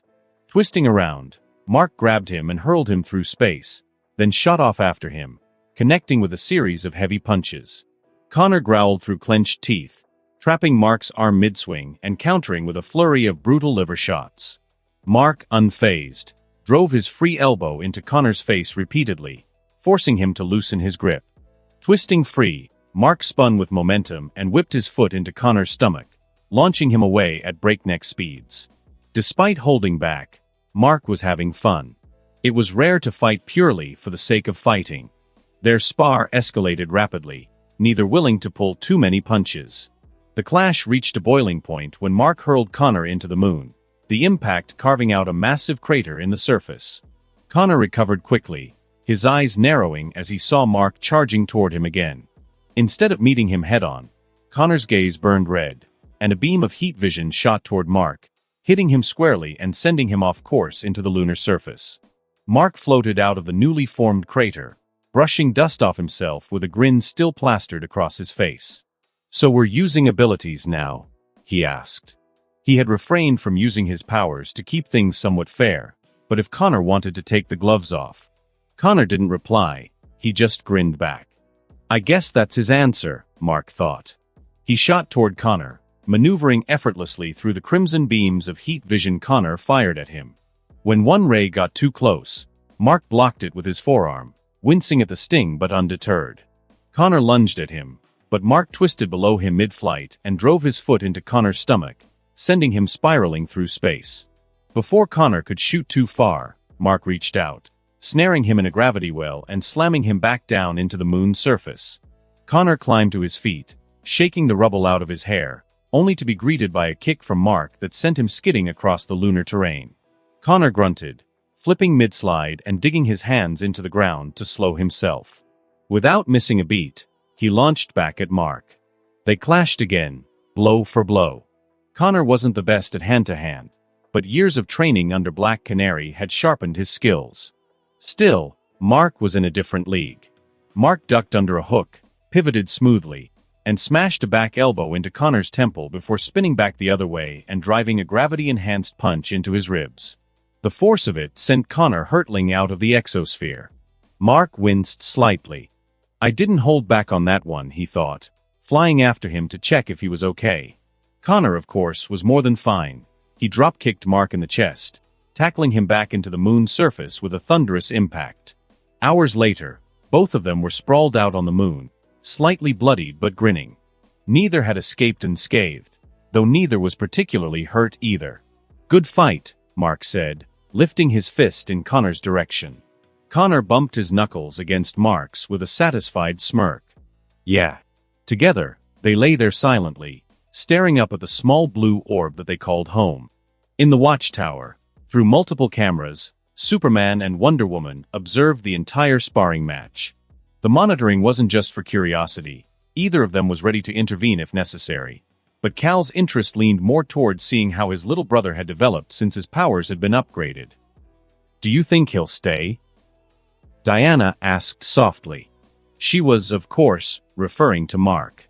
It wasn't a secret that she hoped he'd consider becoming a hero. Most of the league shared that sentiment. Even Bruce would likely agree at this point. At any other time, Cal might have said no. But now, he wasn't so sure. He didn't think Mark would ever join the Justice League formally, but becoming a hero? That wasn't entirely off the table anymore. Something about him had changed.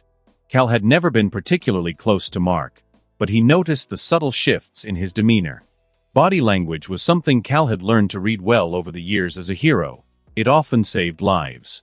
Before, Mark had carried himself stiffly, always on edge. Guarded. A lot like Bruce. Now, however, he was more relaxed, approachable even. The tension that once coiled through his frame had eased, as though the weight he carried had lifted, even if just slightly. Cal couldn't help but smile as he remembered something Mark had said when he saw how well he was getting along with everyone. You all helped save my wife and son. Anything you could have done before might as well have never happened. Hearing those words had felt like an absolution Cal didn't realize he needed. The guilt of almost killing Mark, regardless of the circumstances, was a burden he'd carried for years. He still felt responsible, but now, it was lighter. Mark probably won't do much for a while, Cal said finally, breaking his train of thought. With one kid and another on the way, he'll stay close to Kara and Raven. Diana nodded. He deserves time to rest, to be with his family. She meant that wholeheartedly. Still, there was no denying the hope she held. Someone like Mark, someone that strong, wasn't just a boon for the Justice League, he was a boon for the world. He'd already stopped multiple extinction-level threats on his own. Mark's a good man, Cal said with a small smile. Even if he never officially becomes a hero, I believe he'll always show up when we need him. Their conversation, however, was abruptly cut short. The command center doors hissed open as Hal Jordan and Jon Stewart walked in, their faces grave. "Cal, Diana, we need to talk," Hal said, his voice unusually somber. Diana turned to face them, her brow furrowed. "Is everything well?" Hal exhaled heavily, eyes falling to the ground for a moment. "Guy's dead," he said finally. Cal's expression tightened, his eyebrows lifting slightly in surprise. They hadn't seen much of Guy Gardner in recent years. The Green Lantern Corps was stretched so thin that Earth had become more of an occasional stop than a regular assignment. "How?" Cal asked quietly, his voice low. "There was an attack on Raxel," Jon answered, stepping in. "We pushed them back to the edge of the system, but Guy was lost during the fight." His voice carried a heavy weight, one all of them felt. Losing a comrade, especially one as familiar as Guy Gardner, was like losing a piece of themselves. "Did you bring back his body?" Cal asked after a moment of silence. Both lanterns nodded. They knew how important it was. Guy would want to be buried on Earth, his home. Diana spoke next. Why did they attack Raxel? She wasn't deeply familiar with the ongoing war, but had heard snippets over time. Jon's jaw tightened slightly. Sector 4237, the Veltrain system, is critical to the war effort. It has a major lantern presence, and a lot of our allies are positioned there. Cal frowned faintly. "I thought Raxel was just a pleasure and gambling planet." "It used to be," Jon said, "but it's become strategically significant. Its position allows us to mobilize our forces efficiently and deploy them straight to the front lines." Cal looked between the two lanterns. "You've been holding off attacks from the Viltrum Empire for years. What's changed?" "They formed an alliance with the Scion Empire," Hal said gravely. Cal's eyes widened, his eyebrows nearly disappearing into his hair. "That's impossible. They've been enemies for hundreds, if not thousands, of years." "We don't know what's happened," Jon replied, his tone tight with frustration as he clenched his fists. "None of our informants have been able to get any useful intel." Hal nodded grimly. "All we know is they've joined forces and launched a joint attack that nearly overwhelmed our defenses." Cal's mind raced, trying to process the implications. "It won't be long before they launch another offensive," Hal continued, his voice strained. "So we're all being called back to help with the war effort." He didn't look particularly pleased about it, clearly reluctant to leave Earth behind. Cal stepped forward, his resolve hardening. "Do you need assistance?" he offered immediately, only to catch a glance from Diana that seemed to say not now. Hal shook his head. "Earth is still recovering from whatever Trigon did to it. You two are needed here. We'll be fine." He forced a smile, but it didn't reach his eyes. Cal and Diana both approached and shook their hands. "Be careful," Cal said, a note of concern in his voice. "I've read about the Scions in Krypton's archives. They're dangerous." "We know," Jon replied, offering his friend a reassuring smile. "Don't worry about us." With that, both lanterns turned and left the room, their footsteps heavy with the weight of the war they were about to face. The urgency was clear. They needed to get to their destination as quickly as possible, and they couldn't afford to reveal anything more. Cal stood there, a strange unease settling in his chest. The news was unsettling, but something about it gnawed at him. It felt like the beginning of something far worse. He couldn't shake the sinking feeling in his stomach as he thought about the alliance.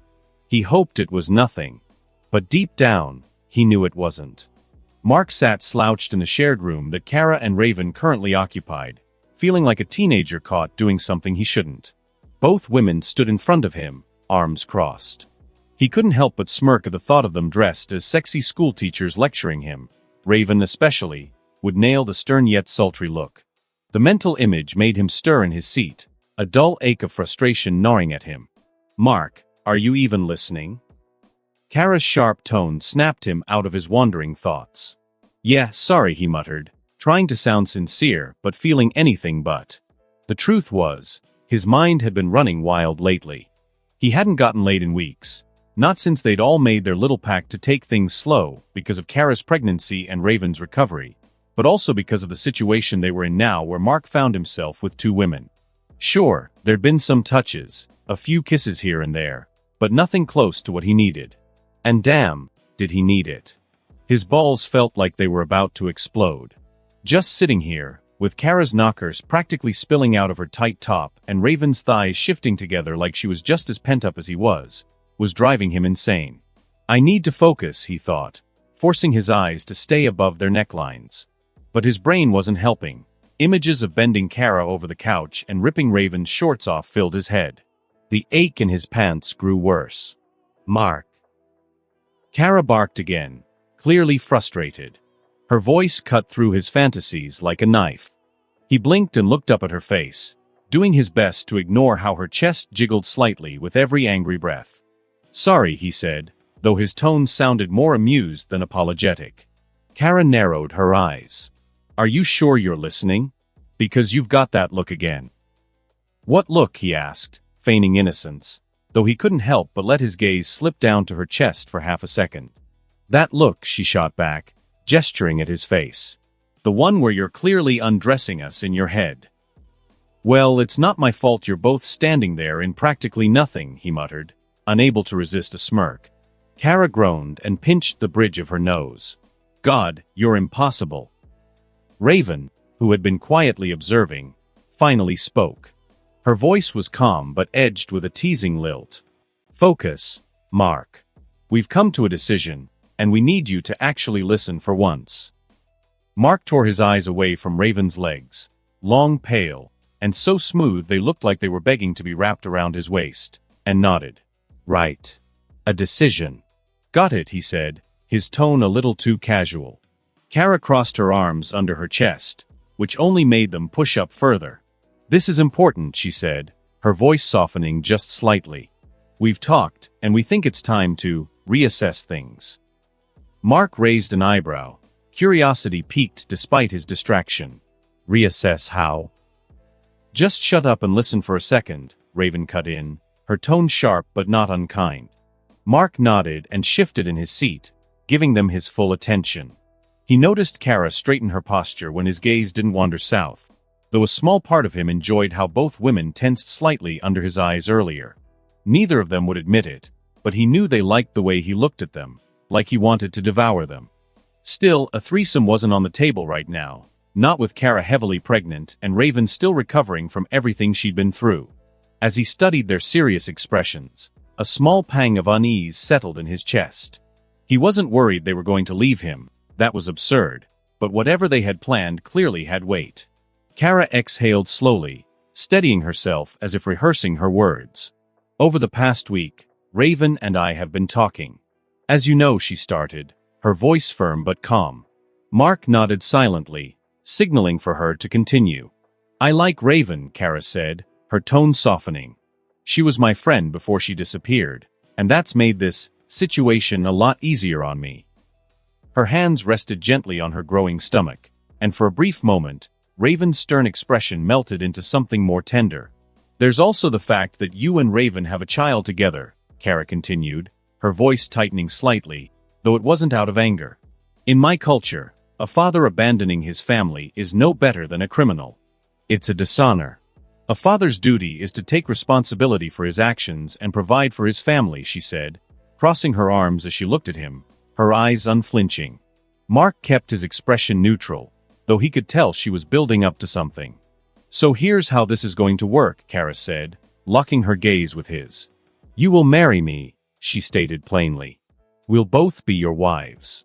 I want to be somewhere familiar when I give birth, and Ma and Pa Kent have already given their blessing to move our home onto their farm.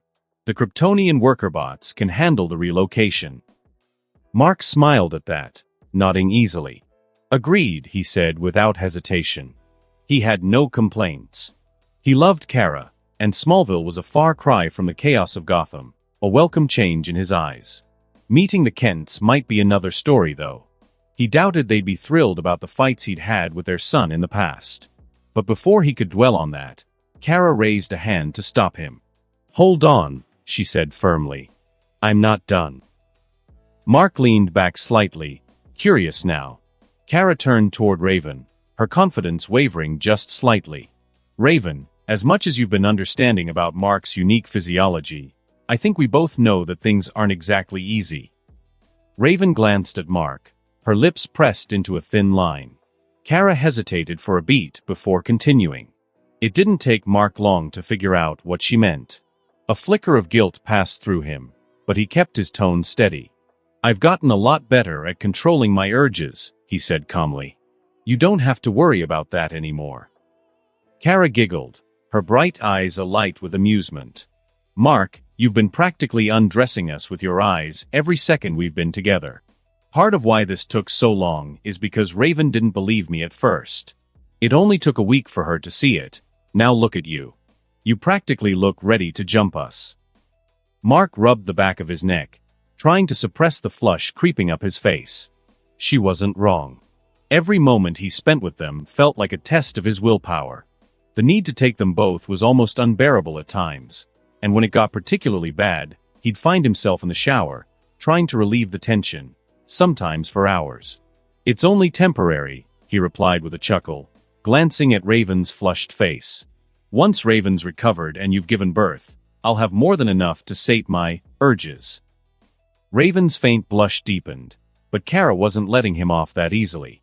"That might be true for a while, but you're not going to be with us every second of every day," she retorted, crossing her arms. "It wouldn't be fair to expect you to suppress these urges entirely, especially since you probably won't have full control over them for another 100 years or so." Mark looked over at Raven, silently seeking her opinion.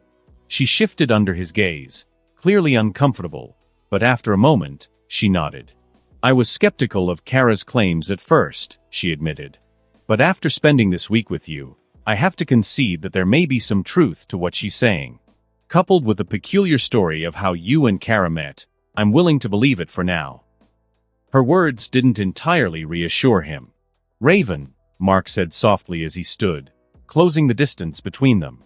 He cupped her shoulders, his voice filled with quiet determination. "If you're uncomfortable with this, I'll control myself. I don't want you to feel trapped or unhappy with your situation." Raven looked up at him, a small, almost shy smile curving her lips. She shook her head. "You misunderstand me," she said, her voice steady but tender. "Before I met you, even when I was with the Titans, I always believed I was destined to be alone. I thought it was fate. But now—" Her gaze flicked to Kara, who offered her a reassuring smile. "Now I have a husband, a son, and perhaps even a sister. That is more than I ever thought possible." Mark's throat tightened at her words, but before he could speak, she continued. "If this is something you must do to stay true to who you are, then I will support Kara's decision." Kara stepped forward, placing a comforting hand on his shoulder. "We don't want you to feel the guilt of being unfaithful if you're unable to control yourself. That wouldn't be fair to you," she said warmly. Her expression softened for only a moment before she flicked his forehead with a smirk. "But that doesn't mean you get to be reckless. You will make sure not to impregnate any of these women. Understood?"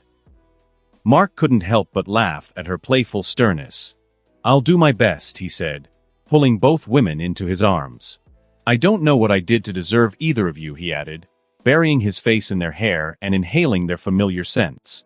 "Still trying to figure that out ourselves," Kara quipped, earning a playful squeeze on her backside that made her yelp. She spun to face him, mock indignation on her face, but before she could say a word, Mark closed the distance, capturing her lips in a deep, passionate kiss. Kara melted into it, her eyes fluttering shut as she moaned softly, her hands gripping his arms. When he pulled back, a small tug on his side reminded him that someone else was waiting.